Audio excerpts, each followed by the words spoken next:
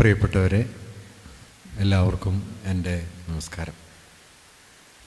ശ്രീനാരായണ വായനശാലയുടെ 70ാം വാർഷികം മുൻനിർത്തി വളരെ പ്രധാനപ്പെട്ട ഒരു പ്രമേയത്തെ മുൻനിർത്തിയുള്ള ആലോചനയാണ് ഇവിടെ സംവിധാനം ചെയ്തിട്ടുള്ളത്. ഒരുപക്ഷെ നമ്മുടെ കാലത്തെ സംബന്ധിക്കുന്ന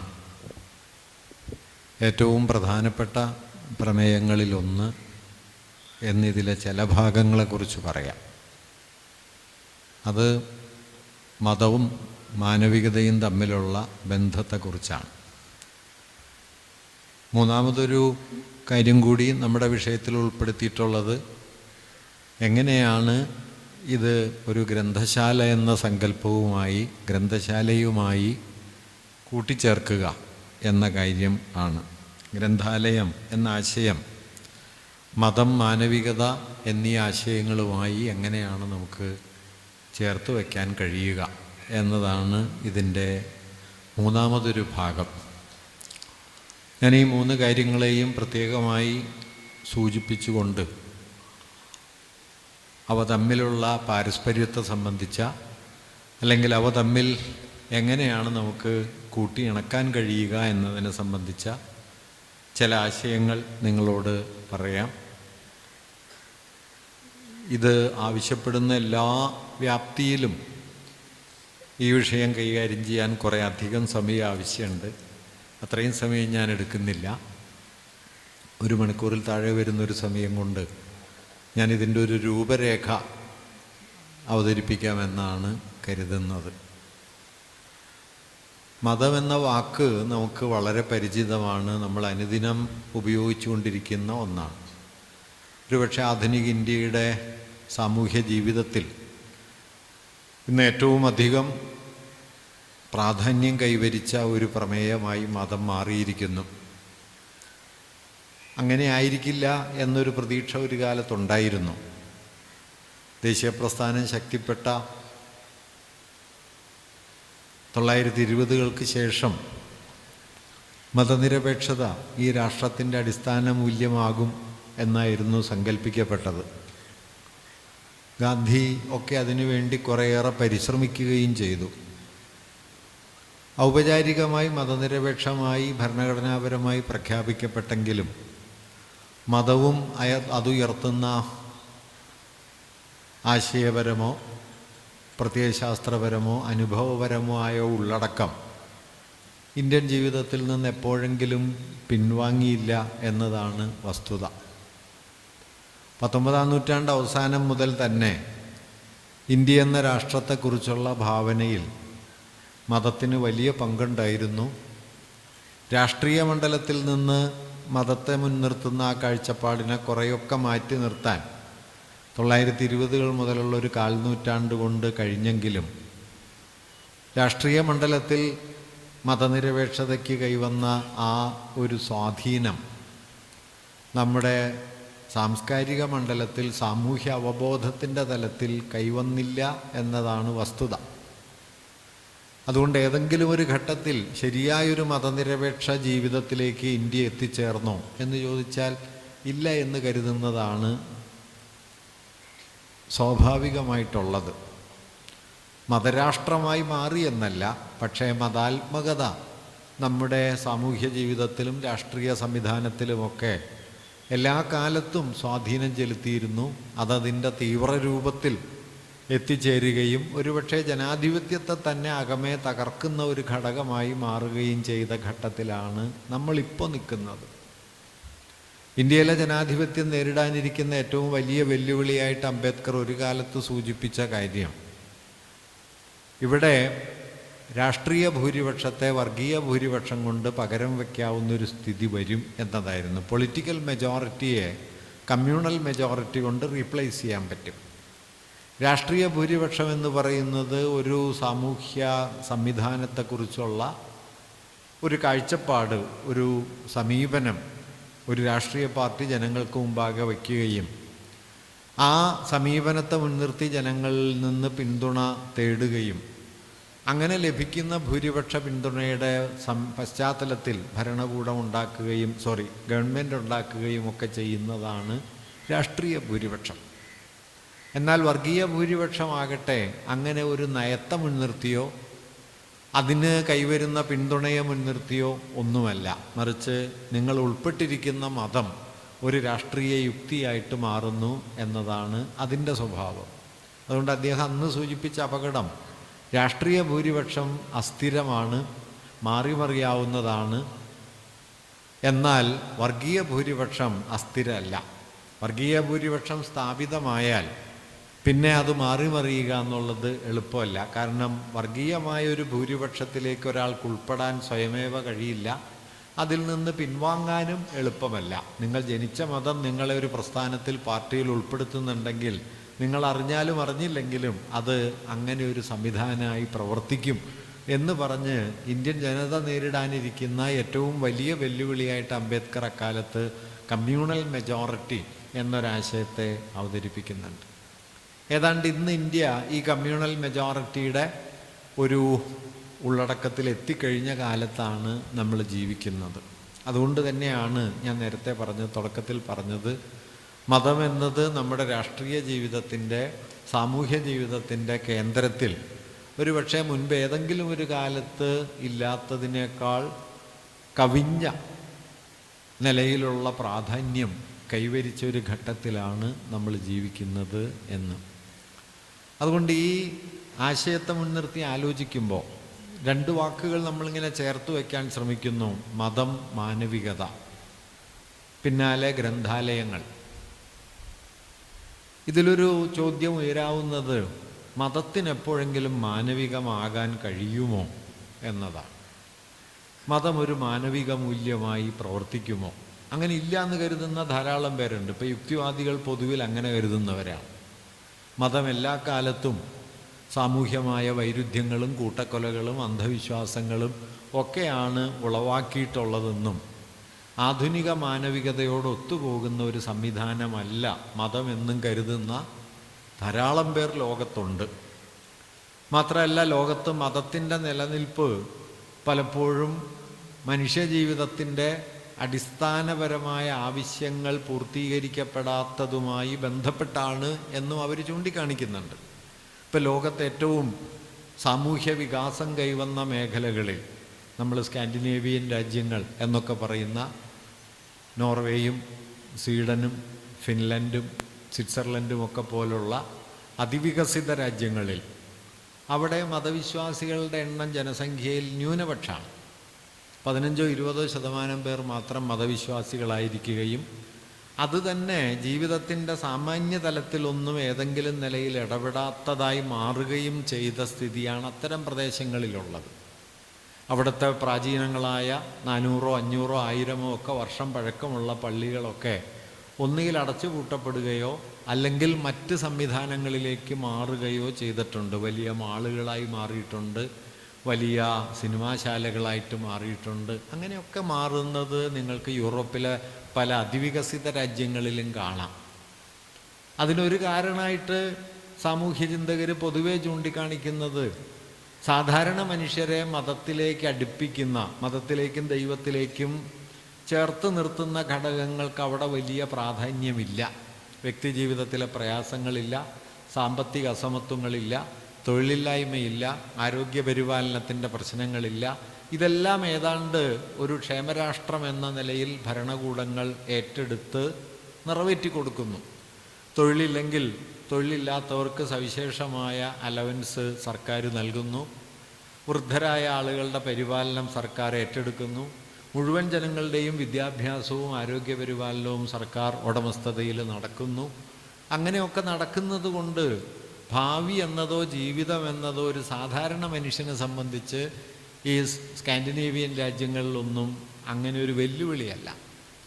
അതുകൊണ്ട് തന്നെ ഭൗതികമായ പ്രയാസങ്ങളിൽ മനുഷ്യർ ചെന്ന് അഭയം പ്രാപിക്കുന്ന ദൈവവും മതവും ഇത്തരം രാജ്യങ്ങളിലൊക്കെ പിൻവാങ്ങിക്കഴിഞ്ഞു എന്നും അതുകൊണ്ട് ഭൗതികമായ പ്രയാസങ്ങളുടെ ഒരു അടിത്തറയിലാണ് മതം നിലനിൽക്കുന്നത് എന്നുമുള്ള വീക്ഷണം അതേ സംബന്ധിച്ച് ധാരാളമായിട്ട് ഉയർന്നു വരുന്നുണ്ട്.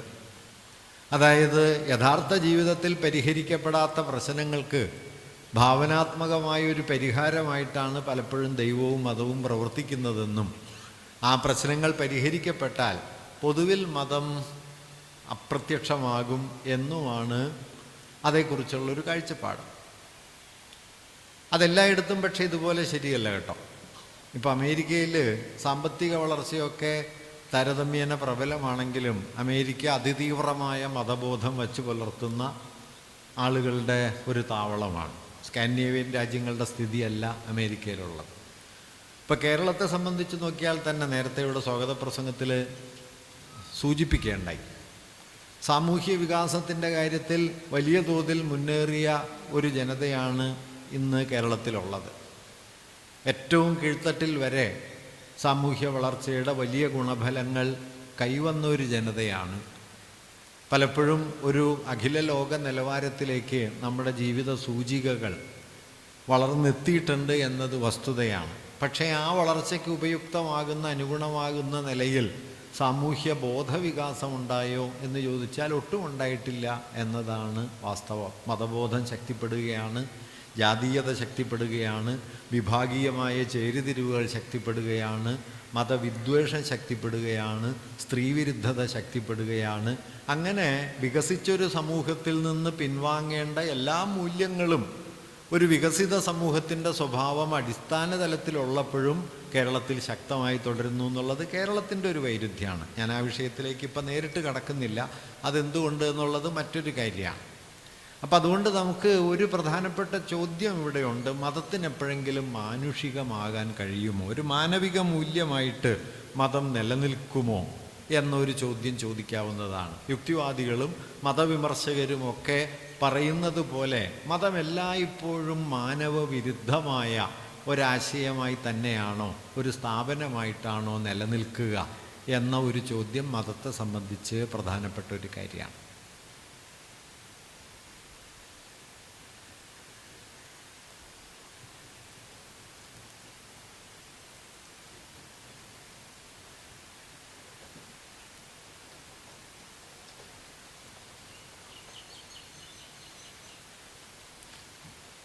ഈ ചോദ്യത്തിലേക്ക് കടക്കുന്ന സമയത്ത് വാസ്തവത്തിൽ നമ്മൾ അഭിമുഖീകരിക്കുന്ന അല്ലെങ്കിൽ നമ്മൾ ശരിയായി അഭിസംബോധന ചെയ്യേണ്ട മറ്റൊരു ചോദ്യം അല്ലെങ്കിൽ അടിസ്ഥാന ചോദ്യം എന്താണ് മതം എന്നതാണ്. മതമെന്ന വാക്ക് നമ്മൾ സാർവത്രികമായിട്ട് ഉപയോഗിക്കുന്നുണ്ട്. പക്ഷേ അതുകൊണ്ട് എന്തിനെയാണ് നമ്മൾ മനസ്സിലാക്കുന്നത്? എന്താണ് മതം എന്നതിൻ്റെ അർത്ഥം? അതേതെങ്കിലും നിലയിൽ മാനവികതയുമായി ചേർന്നു പോകുന്ന എന്തെങ്കിലും അതിലുണ്ടോ? ഈ ചോദ്യം മതത്തെ സൂക്ഷ്മമായി പരിശോധിച്ചാൽ മാത്രം ഉത്തരം പറയാൻ കഴിയുന്നൊരു കാര്യമാണ്. ഞാനതിനെ പ്രാഥമികമായി ഒന്ന് അഴിച്ചു പരിശോധിക്കാനാണ് മുതിരുന്നത്. ഇപ്പോൾ ഒരു മതം എന്ന് പറഞ്ഞാൽ സവിശേഷമായ പല ഘടകങ്ങൾ ചേർന്ന് ഉണ്ടാകുന്നതാണ്. ഒന്നാമതായി തിരിച്ചറിയേണ്ട കാര്യം, മതം എന്നത് ആരാധനയല്ല.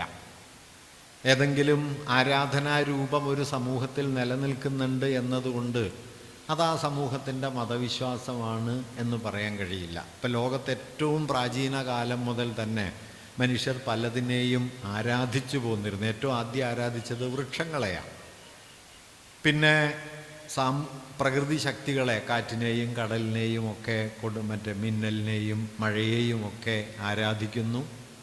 അത്തരത്തിലുള്ള ആരാധനാരൂപങ്ങൾ ഏറ്റവും പ്രാചീനമായ കാലം മുതലേ മനുഷ്യവംശത്തിൽ നമുക്ക് കാണാൻ കഴിയും. ഇതിനെയൊന്നും മതം എന്ന് വിളിക്കാൻ പറ്റില്ല. ഒരു മതത്തിന് ലോകത്താകെ നമുക്ക് എണ്ണിയെടുത്താൽ 8-10 മതങ്ങളേ ഉള്ളൂ. ആരാധനാ സമ്പ്രദായങ്ങൾ ആയിരക്കണക്കിനുണ്ട്. മിക്കവാറും ഓരോ പ്രാദേശിക സമൂഹങ്ങളും അവരുടേതായ ആരാധനാ സമ്പ്രദായങ്ങളും വിശ്വാസങ്ങളും അതിൻ്റെ ആചാരക്രമങ്ങളും ഒക്കെ കൊണ്ട് നടക്കുന്നുണ്ടാവും. അതൊന്നും മതമല്ല. അതുകൊണ്ടാണ് ലോകത്താകെ 10-12 മതങ്ങളിൽ അവസാനിക്കുന്നത്. ഇപ്പം ഇന്ത്യയിലാണെങ്കിൽ 7 മതങ്ങൾ നമുക്ക് കാണാൻ പറ്റും. ഹിന്ദുമതമുണ്ട്, ഇസ്ലാമുണ്ട്, ക്രിസ്തുമതമുണ്ട്, ബുദ്ധ-ജൈന മതങ്ങളുണ്ട്, സിഖ് മതമുണ്ട്, പാഴ്സി മതമുണ്ട്. ഇത്രയുമാണ് ഇന്ത്യയിൽ പ്രബലമായിട്ടുള്ള മതങ്ങൾ. പുറത്തേക്ക് പോയാൽ അതുപോലെ തന്നെ യഹൂദ മതമുണ്ട്.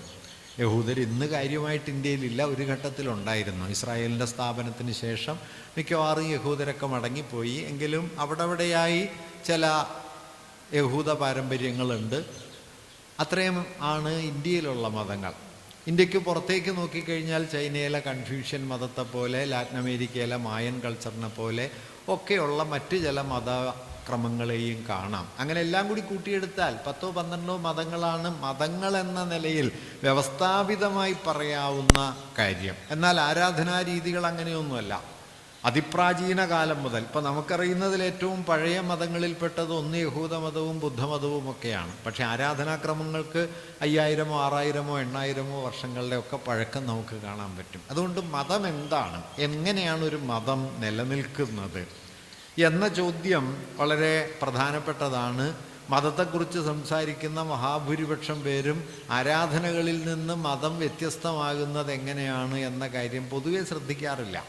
നമ്മൾ ജാതി, മതം, ആരാധന, വിശ്വാസം, അനുഷ്ഠാനക്രമങ്ങൾ ഇതിനെയൊക്കെ പൊതുവെ മതമെന്നോ ജാതിയെന്നോ ഒരുമിച്ച് പറയുന്ന രീതിയാണുള്ളത്.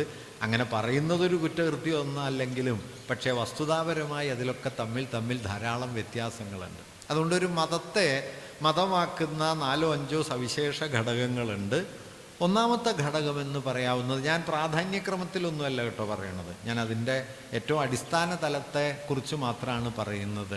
ഒരു മതം മതമായിട്ട് നിലനിൽക്കണമെങ്കിൽ അതിന് ഒരു ദൈവശാസ്ത്രം ഉണ്ടാകണം എന്നതാണ് ഒരു കാര്യം. മതത്തിനൊരു തിയോളജി എന്ന് പറഞ്ഞാൽ മതം അതിൻ്റെ താത്വികമായ അടിസ്ഥാനത്തെ നിർവചിക്കുന്ന രീതിയാണ് ദൈവശാസ്ത്രം. എന്താണ് മനുഷ്യൻ, എന്താണ് പ്രകൃതി, എന്താണ് ഈശ്വരൻ, മനുഷ്യനും തമ്മിലുള്ള ബന്ധം, മനുഷ്യനും പ്രകൃതിയും തമ്മിലുള്ള ബന്ധം, മനുഷ്യനും ഈശ്വരനും തമ്മിലുള്ള ബന്ധം, ഇതിനെയൊക്കെ തത്വശാസ്ത്രപരമായി വിശദീകരിക്കുന്ന മതത്തിൻ്റെ കാതലായ ആശയവ്യവസ്ഥയാണ് നമ്മൾ ദൈവശാസ്ത്രം എന്ന് പറയുന്നത്. അതേസമയം ഇസ്ലാമിനെ സംബന്ധിച്ച് അത് ഏകദൈവമാണ്. ബുദ്ധമതത്തെ സംബന്ധിച്ച് ദൈവം എന്ന സങ്കല്പമില്ല. അനീശ്വരവും അനാത്മവുമായ ഒന്നായിട്ടാണ് ബുദ്ധമതം നിലനിൽക്കുന്നത്. അങ്ങനെ ഓരോ മതവും മനുഷ്യാവസ്ഥയെക്കുറിച്ചും മനുഷ്യനും പ്രകൃതിയും തമ്മിലും മനുഷ്യനും പ്രപഞ്ചവും തമ്മിലുമുള്ള ബന്ധത്തെക്കുറിച്ചുമൊക്കെ വിശദീകരിക്കുന്ന തത്വശാസ്ത്രപരമായ ഒരു അടിസ്ഥാനത്തിന് മുകളിലാണ് മതങ്ങൾ നിലനിൽക്കുന്നത്. ഈ തത്വശാസ്ത്രപരമായ അടിസ്ഥാനമില്ലാത്ത ആരാധനകളെയൊക്കെ റിച്വൽസ് എന്ന് വേണമെങ്കിൽ വിളിക്കാം, അനുഷ്ഠാനങ്ങൾ എന്ന് വിളിക്കാം. അതിനെ മതം എന്ന് പൂർണ്ണാർത്ഥത്തിൽ വിളിക്കാൻ പറ്റില്ല. മതത്തിന് ദൈവശാസ്ത്രപരമായ അടിസ്ഥാനം കൂടിയേ തീരും. ഇങ്ങനെ പറയുന്നതിൻ്റെ അർത്ഥം മതവിശ്വാസികളൊക്കെ ദൈവശാസ്ത്രപരമായി ഇക്കാര്യം മനസ്സിലാക്കിയിട്ട് മതത്തിൽ നിൽക്കുന്നു എന്നൊന്നുമല്ല. മഹാഭൂരിപക്ഷം ദൈവവിശ്വാസികളും മതവിശ്വാസികളും ദൈവശാസ്ത്രത്തെക്കുറിച്ച് അറിയുന്നത് തന്നെയില്ല. പക്ഷെ അവരറിയുന്നുണ്ടോ ഇല്ലയോ എന്നുള്ളതല്ല. ഈ ദൈവശാസ്ത്രപരമായ അടിസ്ഥാനമില്ലാതെ നിങ്ങൾക്കൊരു മതത്തെ പൂർണ്ണാർത്ഥത്തിൽ മതമെന്ന് വിശേഷിപ്പിക്കാൻ കഴിയില്ല എന്നതാണ്. ആരാണ് ദൈവശാസ്ത്രത്തിൽ തൽപരരായതെന്ന് ചോദിച്ചാൽ ഓരോ മതത്തിലെയും പ്രധാനപ്പെട്ട പുരോഹിതന്മാരതിൽ തൽപരരായിരിക്കും, അതിലെ സ്ഥാപനങ്ങളുടെ നടത്തിപ്പുകാർ തൽപരരായിരിക്കും, അതിലെ ദാർശനികർ ചിലപ്പോൾ തൽപരരായിരിക്കും. എന്തായാലും എല്ലാ മതങ്ങളിലും ഇങ്ങനെ തത്വശാസ്ത്രപരമായ ഒരു ഉള്ളടക്കം അഥവാ ദൈവശാസ്ത്രം എന്ന് പറയുന്ന ഒന്നുണ്ട്. രണ്ടാമത്തൊരു ഘടകം മതത്തിൻ്റെ ആചാരാനുഷ്ഠാനങ്ങളുടേതാണ്. ദൈവശാസ്ത്രം എന്നത് മതവിശ്വാസികളിൽ മഹാഭൂരിപക്ഷത്തിനും ബന്ധമില്ലാത്ത ഒരു മതമേഖലയാണെങ്കിൽ ആചാരാനുഷ്ഠാനങ്ങൾ എന്ന് പറയുന്നത് മതവിശ്വാസികളിൽ മഹാഭൂരിപക്ഷവും തങ്ങളുടെ മതത്തെയും അതുവഴി തങ്ങളെ തന്നെയും മനസ്സിലാക്കുന്ന ഉപാധിയാണ് അനുഷ്ഠാന ലോകം. നിങ്ങളെങ്ങനെയാണ് ദൈവത്തെ പ്രാർത്ഥിക്കുന്നത്, ഏത് വാക്കാണ് ഉപയോഗിക്കുന്നത്, ഏത് അനുഷ്ഠാനമാണ് നിർവഹിക്കുന്നത്, കൈകൂപ്പുകയാണോ മുട്ടുകുത്തുകയാണോ തുടങ്ങി ആചാരത്തിൻ്റെ രീതികളിലുള്ള വ്യത്യാസങ്ങളെ മുൻനിർത്തി മനുഷ്യർ തങ്ങളുടെ തന്നെ മതബോധത്തെ മനസ്സിലാക്കുകയും ആരാണ് തൻ്റെ മതക്കാർ മറ്റാരാണ് വ്യത്യസ്തർ എന്നൊക്കെ തിരിച്ചറിയുകയും ചെയ്യുന്നു. ഏതാണ്ട് 100-90 പേരുടെയും മതബോധത്തിൻ്റെ അടിസ്ഥാനം ആചാരാനുഷ്ഠാനങ്ങളുടേതാണ് എന്ന് പറയാം. മൂന്നാമത്തൊരു ഘടകം മതങ്ങളിലുള്ളത് അഥവാ മതത്തിലുള്ളത് മതപൗരോഹിത്യമാണ്. മതവുമായി ബന്ധപ്പെട്ട കർമ്മങ്ങൾ ഏറ്റെടുത്ത് നടപ്പാക്കുന്ന പുരോഹിതന്മാരെന്ന് ഔദ്യോഗികമായിട്ട് അംഗീകരിച്ചാലും ഇല്ലെങ്കിലും, ഇപ്പോൾ ഇസ്ലാമിൽ ഔദ്യോഗികമായി പൗരോഹിത്യമില്ല, പക്ഷേ മതം പഠിപ്പിക്കുകയും മതത്തിൻ്റെ കാര്യങ്ങളിൽ മേൽനോട്ടം നടത്തുകയും അത് നിയന്ത്രിക്കുകയും ചെയ്യുന്ന ഒരു സംവിധാനം ഇസ്ലാമിലുമുണ്ട്. ഹിന്ദുമതത്തിലായാലും ബുദ്ധമതത്തിലായാലും ജൈനമതത്തിലായാലും ക്രിസ്ത്യാനിറ്റിയിലൊക്കെ ആയാലും പൗരോഹിത്യം ഒരു വ്യവസ്ഥാപിത രീതിയാണ്. എല്ലാ മതങ്ങൾക്കും പുരോഹിത സംവിധാനമുണ്ട്. ഇസ്ലാമിനെ സംബന്ധിച്ച് ഔദ്യോഗികമായി അതില്ല എന്ന് പറയാം, പക്ഷേ പ്രായോഗികമായി അവിടെയും നമുക്ക് കാണാം. ലോകത്തെല്ലാ മതങ്ങളിലും ഏറിയും കുറഞ്ഞും പൗരോഹിത്യം എന്നൊരു കാര്യമുണ്ട്. പൗരോഹിത്യത്തിൻ്റെ ഒരു പ്രധാനപ്പെട്ട ദൗത്യം ഈ ആചാരാനുഷ്ഠാനങ്ങളുമായി സാധാരണ മനുഷ്യർ ബന്ധപ്പെടേണ്ട ക്രമങ്ങൾ എന്താണ്, അതിൻ്റെ പോക്കും വരവും എങ്ങനെയായിരിക്കണം, അതിൻ്റെ സംവിധാനങ്ങൾ എന്താണ് എന്ന് തീർപ്പാക്കി അത് നടപ്പിലാക്കുന്ന ഒരിടനിലപ്പണി കൂടി ഈ പൗരോഹിത്യം എല്ലായിടത്തും ഏറ്റെടുത്ത് ചെയ്യുന്നുണ്ട്. അതുകൊണ്ട് ദൈവശാസ്ത്രപരമായ ദൈവസങ്കല്പത്തിനും ദൈനംദിന ആചാര ലോകത്തിനും ഇടയിലുള്ള ഒരു മീഡിയേഷനാണ് ഈ പറയുന്ന പൗരോഹിത്യം ചെയ്യുന്നത് എന്ന് വേണമെങ്കിൽ പറയാം.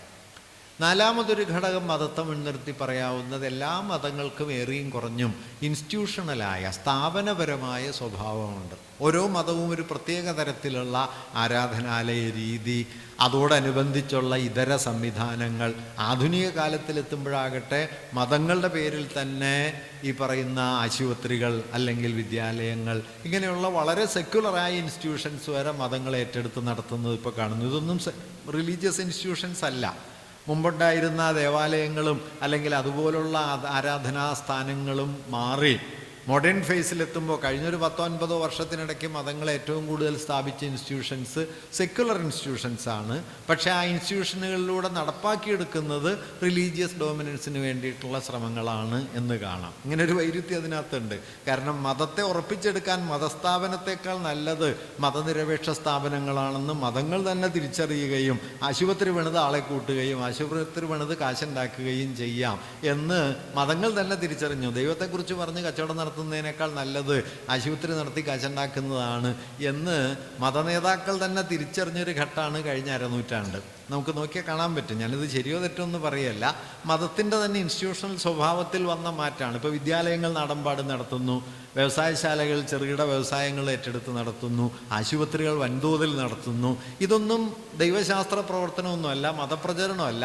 പക്ഷെ അതിലൂടെ മതം സ്ഥാപനപരമായി ശക്തിപ്പെടുന്നുണ്ട് എന്നതാണ് അതിൻ്റെ കാര്യം. അത് ദൈവശാസ്ത്രപരമായോ ആധ്യാത്മികമായോ ശക്തിപ്പെട്ടില്ലെങ്കിലും ഈ സ്ഥാപനങ്ങൾ മതത്തെ മറ്റൊരു നിലയിൽ ശക്തിപ്പെടുത്തും, സാമ്പത്തിക ശക്തിയാക്കി മാറ്റും, സാമൂഹിക സ്വാധീനം മതത്തിന് നൽകും. ഇതെല്ലാം ചേർന്നിട്ടാണ് മതം നിലനിൽക്കുന്നത്. ഇപ്പം ഞാൻ പറഞ്ഞു വന്നത് ഈ 4 ഘടകങ്ങൾ, അതിൻ്റെ ദൈവശാസ്ത്രം, ആചാരാനുഷ്ഠാനങ്ങൾ, പൗരോഹിത്യം, സ്ഥാപന സംവിധാനങ്ങൾ, ഈ 4 ഘടകങ്ങൾ എല്ലാ മതത്തിലും ഏറിയും കുറഞ്ഞുണ്ടാവും. അതിൻ്റെ അളവും അനുപാതവും തമ്മിൽ വ്യത്യാസം ഉണ്ടാവും. ചിലതിൽ ദൈവശാസ്ത്ര അംശത്തിന് ഒരു മേൽക്കൈ കുറച്ചുകൂടി ഉണ്ടാവും, ചിലതിൽ അതിന് പകരം ആചാരാനുഷ്ഠാനങ്ങൾക്കായിരിക്കും മേൽക്കൈ. പക്ഷേ ഈ 4 ഘടകങ്ങളും ഇല്ലാതെ മതങ്ങൾ നിലനിൽക്കില്ല എന്നതാണ് വസ്തുത. ഇതുകൂടാതെ മതങ്ങളെ സംബന്ധിച്ച് ഒരു കാര്യം കൂടി പറയാം. അത് മതങ്ങൾക്കകത്ത് 5ാമതൊരു വിശേഷ ഘടകം ഉള്ളതാണ്. അത് ഏറ്റവും ലഘുവായി പറഞ്ഞാൽ മതങ്ങൾ മുമ്പോട്ട് വയ്ക്കുന്ന ധാർമ്മിക മൂല്യങ്ങളാണ്, അല്ലെങ്കിൽ നൈതിക മൂല്യങ്ങളാണ് എന്ന് പറയാം. ഇപ്പോൾ ക്രിസ്തു മതം അതിൻ്റെ കാതലായ മൂല്യം എന്ന നിലയിൽ സ്നേഹം എന്നൊരാശയത്തെക്കുറിച്ച് പറയുന്നു, ഇസ്ലാം സാഹോദര്യം എന്ന ആശയത്തെക്കുറിച്ച് പറയുന്നു, ബുദ്ധമതം കരുണ എന്നൊരാശയം പറയുന്നു, വേദാന്ത ഹിന്ദുമതം ഏകം എന്നൊരാശയം പറയുന്നു. ഇങ്ങനെ ഓരോ മതങ്ങൾക്കുള്ളിലും അതിൻ്റെ എറ്റേണൽ വാല്യൂ, അതിൻ്റെ നിത്യമായ മൂല്യം, ശാശ്വത മൂല്യം, സനാതന മൂല്യം എന്നൊക്കെ അവർ സങ്കല്പിക്കുന്ന ഒരു മൂല്യമുണ്ട്. ഓരോ മതവും സങ്കല്പിക്കുന്ന മൂല്യമുണ്ട്. അതിന് നമുക്ക് മതത്തിൻ്റെ എത്തിക്കൽ കോർ, അതിൻ്റെ നൈതികമായ കാതൽ എന്ന് വേണമെങ്കിൽ പറയാം. ഈ 5 ഘടകങ്ങൾ എടുത്താൽ ആദ്യം പറഞ്ഞ 4 ഘടകങ്ങൾക്കും ഒരു പ്രത്യേക സ്വഭാവമുണ്ട്. ആ പ്രത്യേക സ്വഭാവം എന്താണെന്ന് വെച്ച് കഴിഞ്ഞാൽ, ഇംഗ്ലീഷിൽ പറഞ്ഞാൽ അവയെല്ലാം എക്സ്ക്ലൂസീവാണ്. എക്സ്ക്ലൂസീവ് എന്ന് പറഞ്ഞു കഴിഞ്ഞാൽ അതെല്ലാം മറ്റുള്ളവയെ പുറന്തള്ളുന്നതാണ്. ഇപ്പോൾ ഒരു മതത്തിൻ്റെ ആചാരാനുഷ്ഠാനങ്ങളാണ് മതമെന്ന് വിശ്വസിച്ചാലുള്ളൊരു പ്രശ്നം, വേറൊരു മതവും അതേ മതത്തിൻ്റെ ആചാരാനുഷ്ഠാനങ്ങൾ പിന്തുടരുന്നില്ല. ഇപ്പോൾ നിങ്ങൾ ക്രിസ്തു മതത്തിൻ്റെ ആചാരമാണ് ക്രിസ്ത്യാനിറ്റി എന്ന് വിശ്വസിച്ചാൽ ആ ആചാരം പിന്തുടരുന്നവർ ക്രിസ്ത്യാനികൾ മാത്രമായിരിക്കും, അല്ലാതെ മറ്റൊരു മതത്തിൽപ്പെട്ടവരും ഇതേ ആചാരം പാലിക്കില്ല. അതേതു മതത്തിനും, അതായത് ആചാരാനുഷ്ഠാനങ്ങളാകട്ടെ, പൗരോഹിത്യക്രമമാകട്ടെ, ദൈവശാസ്ത്ര സങ്കല്പമാകട്ടെ, സ്ഥാപന രൂപങ്ങളാകട്ടെ, ഇവയൊക്കെ ഓരോ മതത്തിനും ഓരോന്നാണ് അതാതിൻ്റേത് മാത്രമാണ്. അതാതിൻ്റേത് മാത്രമായതുകൊണ്ടുള്ളൊരു പ്രശ്നം, അതല്ലാത്തതിനെ അത് മതത്തിൽ നിന്ന് പുറത്താക്കും എന്നതാണ്. ഈ ആചാരം പാലിച്ചാലേ നിങ്ങൾ ഇന്ന മതത്തിൽ പെടൂ എന്ന് വരുന്നതോടെ ഈ ആചാരം പാലിക്കാത്തവർ മതത്തിന് പുറത്താവും. അങ്ങനെ മതത്തിനുള്ളിൽ പ്രവർത്തിക്കുന്ന ഇതര മതങ്ങളെ പുറന്തള്ളുന്ന ഘടകങ്ങളാണ് ഞാൻ ഈ പറഞ്ഞ 4 ആചാരങ്ങളും ദൈവശാസ്ത്രവും പൗരോഹിത്യക്രമവും സ്ഥാപന രൂപങ്ങളും. അത് മറ്റു മതങ്ങളെ പുറന്തള്ളും, എക്സ്ക്ലൂഡ് ചെയ്യും, പുറന്തള്ളല. എന്നാൽ മതത്തിൻ്റെ നൈതിക ആധാരത്തിലേക്ക് വന്നാൽ, അതിൻ്റെ ധാർമ്മിക അടിസ്ഥാനത്തിലേക്ക് വന്നാൽ, ഒരു ധാർമ്മിക മൂല്യം മറ്റൊരു മൂല്യത്തിന് എതിരല്ല. കേരളത്തിൽ ഈ ആശയത്തെ ഏറ്റവും ഗംഭീരമായി ആവിഷ്കരിച്ച ഒരാളായിരുന്നു നാരായണ ഗുരു. എന്താണ് നാരായണ ഗുരുവിൻ്റെ മതദർശനത്തിൻ്റെ കാതൽ എന്ന് ചോദിച്ചാൽ, അത് അദ്ദേഹത്തിൻ്റെ ആത്മോപദേശ ശതകത്തിലെ ഒരു വാക്യത്തിലുണ്ട്, പല മതസാരവും ഏകം എന്ന് പറയുന്നതിൻ്റെ അർത്ഥം എന്താണ്? എല്ലാ മതങ്ങൾ വഴിയും നിങ്ങൾ ഒരേ ദൈവത്തിലേക്ക് എത്തിച്ചേരുന്നു എന്നൊക്കെ നാം വളരെ ലളിതമായി ഉപരിപ്ലവമായി പറയുന്ന ഒരാശയമല്ല അത്. അതിനൊക്കെ അപ്പുറം വ്യാപ്തിയുണ്ട് ഗുരുവിൻ്റെ ആശയത്തിന്. ഗുരു പറയുന്നത്, അദ്ദേഹം സി വി കുഞ്ഞിരാമനുമായിട്ട് നടത്തുന്ന ഒരു സംഭാഷണത്തിൽ സി വി കുഞ്ഞിരാമൻ ഗുരുവിനോട് ചോദിക്കുന്നുണ്ട്, സ്വാമി പറഞ്ഞതിൽ മനുഷ്യർ ഒന്നാണ് എന്ന കാര്യം മനസ്സിലായി, ദൈവം ഒന്നാണ് എന്ന് പറയുന്നതും വ്യക്തമാണ്, പക്ഷേ മതങ്ങൾ ഒന്നാണ് എന്ന് പറയുന്നത് എങ്ങനെ ശരിയാവും? പല മതങ്ങളല്ലേ, പല ആചാരങ്ങളല്ലേ, പല ദൈവസങ്കല്പങ്ങളല്ലേ, അതൊന്നാണ് എന്ന് പറയുന്നത് എങ്ങനെ ശരിയാവും? അതിന് ഗുരു നൽകിയ വിശദീകരണം, നിങ്ങൾ എന്തിനെയാണ് മതമായി കാണുന്നത്? അത് വളരെ പ്രധാനപ്പെട്ട ചോദ്യമാണ്. നിങ്ങൾ മതത്തെ ആചാരമായിട്ടാണോ കാണുന്നത്, മതത്തെ മൂല്യമായിട്ടാണോ കാണുന്നത്? എന്നിട്ട് അദ്ദേഹം പറയുന്നത്, ക്രിസ്തു മതം സ്നേഹമാണ് എന്ന് കരുതുന്നു. ഇസ്ലാം, അദ്ദേഹം ഉപയോഗിക്കുന്ന വാക്ക് മുഹമ്മദ് മതം എന്നാണ്, മുഹമ്മദ് മതം സാഹോദര്യമാണ് എന്ന് കരുതുന്നു. അടുത്ത വാക്യം ശ്രദ്ധിക്കണം, സ്നേഹമില്ലാതെ സാഹോദര്യമോ സാഹോദര്യമില്ലാതെ സ്നേഹമോ സാധ്യമല്ല എന്നിരിക്കെ മതഭേദങ്ങൾക്ക് എന്താണ് അർത്ഥം? ഇവിടെ മാത്രമാണ് മതത്തിൻ്റെ അതിർത്തിക്ക് അപ്പുറത്തേക്ക് പോകാൻ പറ്റുക. നിങ്ങൾ സ്നേഹത്തെ നിങ്ങളുടെ മതബോധത്തിൻ്റെ കാതലായിട്ട് എടുത്താൽ ക്രിസ്ത്യാനിയെ മാത്രമേ സ്നേഹിക്കൂ എന്ന് പറയാൻ പറ്റില്ല. സ്നേഹത്തിന് ക്രൈസ്തവമായ അതിർത്തിയൊന്നുമില്ല. ആചാരത്തിനുണ്ട്, പൗരോഹിത്യത്തിനുണ്ട്, ദൈവശാസ്ത്രത്തിനുണ്ട്, സ്ഥാപനങ്ങൾക്കുണ്ട്, പക്ഷേ മൂല്യങ്ങൾക്കില്ല. സാഹോദര്യം എന്ന മൂല്യം ഇസ്ലാമിൻ്റെ ഹൃദയത്തിലുണ്ട് എന്നുള്ളത് കൊണ്ട് സാഹോദര്യം മറ്റാർക്കും ബാധകമല്ല എന്ന് പറയാൻ പറ്റില്ല. സ്നേഹം ക്രിസ്ത്യാനിറ്റിയിലുണ്ട് എന്നുള്ളത് കൊണ്ട് സ്നേഹം ക്രിസ്തു മതത്തിന് പുറത്താർക്കും ബാധകമല്ല.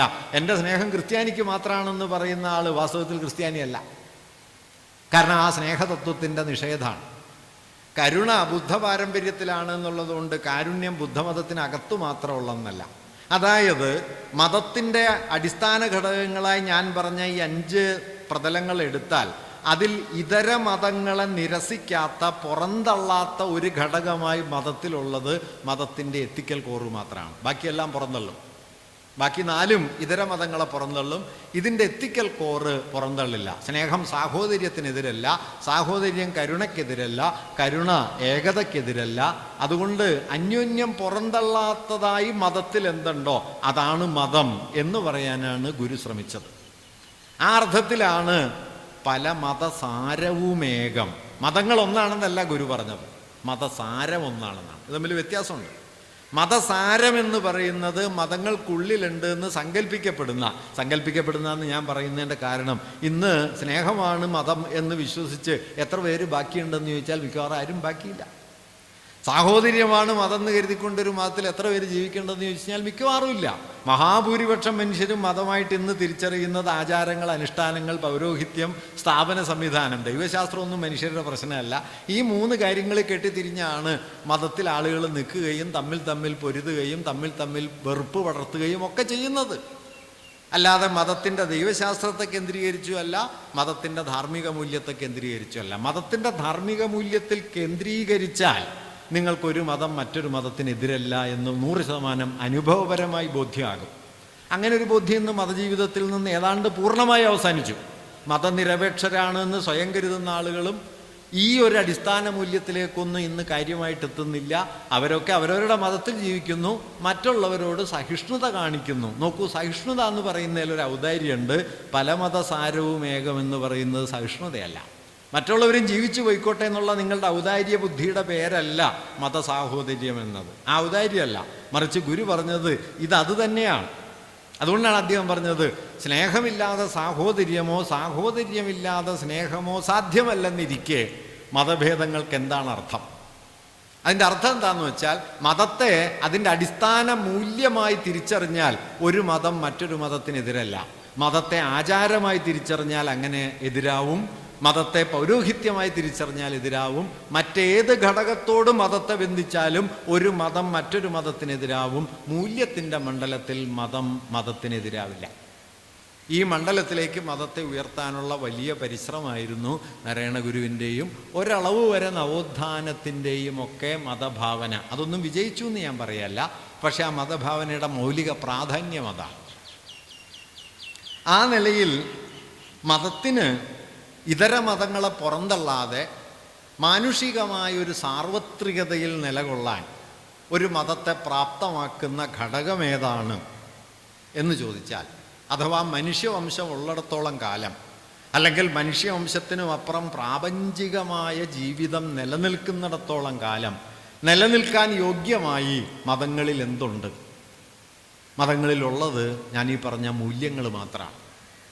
ആചാരങ്ങളൊക്കെ കാലത്തിൽ മാറും കേട്ടോ, കാലത്തിൽ മാറാത്ത ഒരാചാരവും ഇല്ല. ഇന്നിപ്പോൾ ക്രിസ്ത്യാനിറ്റിയുടെ അടിസ്ഥാന ആചാരങ്ങളിലൊന്നാണ് മാമോദീസ മുങ്ങുക. നിങ്ങൾ ക്രിസ്തു മത വിശ്വാസിയാകുന്നു, ക്രിസ്ത്യാനിയാകുന്നു എന്നത് ജ്ഞാനസ്നാനം വഴിയാണ്, മാമോദീസ മുങ്ങലാണ്. പൊതുവർഷം 8-ാം നൂറ്റാണ്ട് വരെ ഈ പരിപാടി ഉണ്ടായിട്ടില്ല,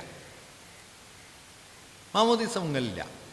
നമ്മളിന്ന് ഏത് മതത്തിൻ്റെയും അടിസ്ഥാന ആചാരങ്ങളെന്ന് കരുതുന്നതൊക്കെ കാലത്തിൻ്റെ ഏതെങ്കിലും പടവിൽ വന്നു ചേർന്ന ആചാരങ്ങളാണ്, അല്ലാതെ ആചാരങ്ങൾക്കൊന്നും ശാശ്വതത്വമൊന്നുമില്ല. ഇപ്പോൾ ഗോമാംസം കഴിക്കില്ല എന്നത് ബ്രാഹ്മണർ എപ്പോഴാണ് ജീവിത രീതിയാക്കിയെന്ന് ചോദിച്ചു കഴിഞ്ഞാൽ ക്രിസ്തു വർഷം ഒരു 3-4 നൂറ്റാണ്ടൊക്കെ ആയി. രാമായണത്തിലും മഹാഭാരതത്തിലും ഒക്കെ മാംസം ഭക്ഷിക്കുന്നതിനെക്കുറിച്ച് എത്രയെങ്കിലും വിവരണങ്ങൾ കാണാം. അല്ലാതെ ഗോമാംസ നിരോധനം ഹിന്ദുമതത്തിൻ്റെ പ്രാചീന കാലം മുതലുണ്ട് എന്നൊന്നും കരുതേണ്ട ഒരു കാര്യമില്ല. വസ്തുതാപരമല്ല. കാലത്തിൽ മതങ്ങളിൽ ആചാരങ്ങൾ ചിലത് ഉയർന്നു വരും, ചിലത് മാറിപ്പോകും. അങ്ങനെ സാങ്കേതിക രീതി വരുമ്പോൾ തന്നെ പലതും മാറും. പൈത്തം കുറേ കാലം കൊണ്ടു നടന്നു, ഒരു ഘട്ടം കഴിഞ്ഞാൽ പൈത്തം മാറി. ഇന്ന് പൈത്തം ഒരു മതാചാരമാണെന്ന് പറയാൻ എന്തെങ്കിലും വിവേകമുള്ള ഒരാളും പൊതുവെ ശ്രമിക്കില്ലല്ലോ. സതി ഒരു കാലത്ത് ആചാരമായിരുന്നു. അങ്ങനെ പല ആചാരങ്ങൾ വരും, അതൊക്കെ കാലത്തിൽ മാറിപ്പോകും. അതുകൊണ്ട് ആചാരങ്ങൾ മുതൽ സ്ഥാപന രൂപങ്ങൾ മുതൽ പൗരോഹിത്യക്രമം മുതൽ എല്ലാ ഘടകങ്ങളും മാറാവുന്നതാണ്, എക്സ്ക്ലൂസീവാണ്. അതത് മതങ്ങൾക്ക് മാത്രം ബാധകവും അന്യമതങ്ങളെ പുറന്തള്ളുന്നതുമായ ഘടകങ്ങളാണ്. അന്യമതങ്ങളെ പുറന്തള്ളാത്തതും മനുഷ്യവംശത്തോളവും പ്രാപഞ്ചികതയോളവും നിലനിൽക്കാൻ അർഹവുമായി മതത്തിൽ എന്തുണ്ട് എന്ന് നിങ്ങൾ ചോദിച്ചാൽ ഒറ്റ കാര്യമുള്ളൂ, അതതിൻ്റെ നൈതിക മൂല്യങ്ങളാണ്.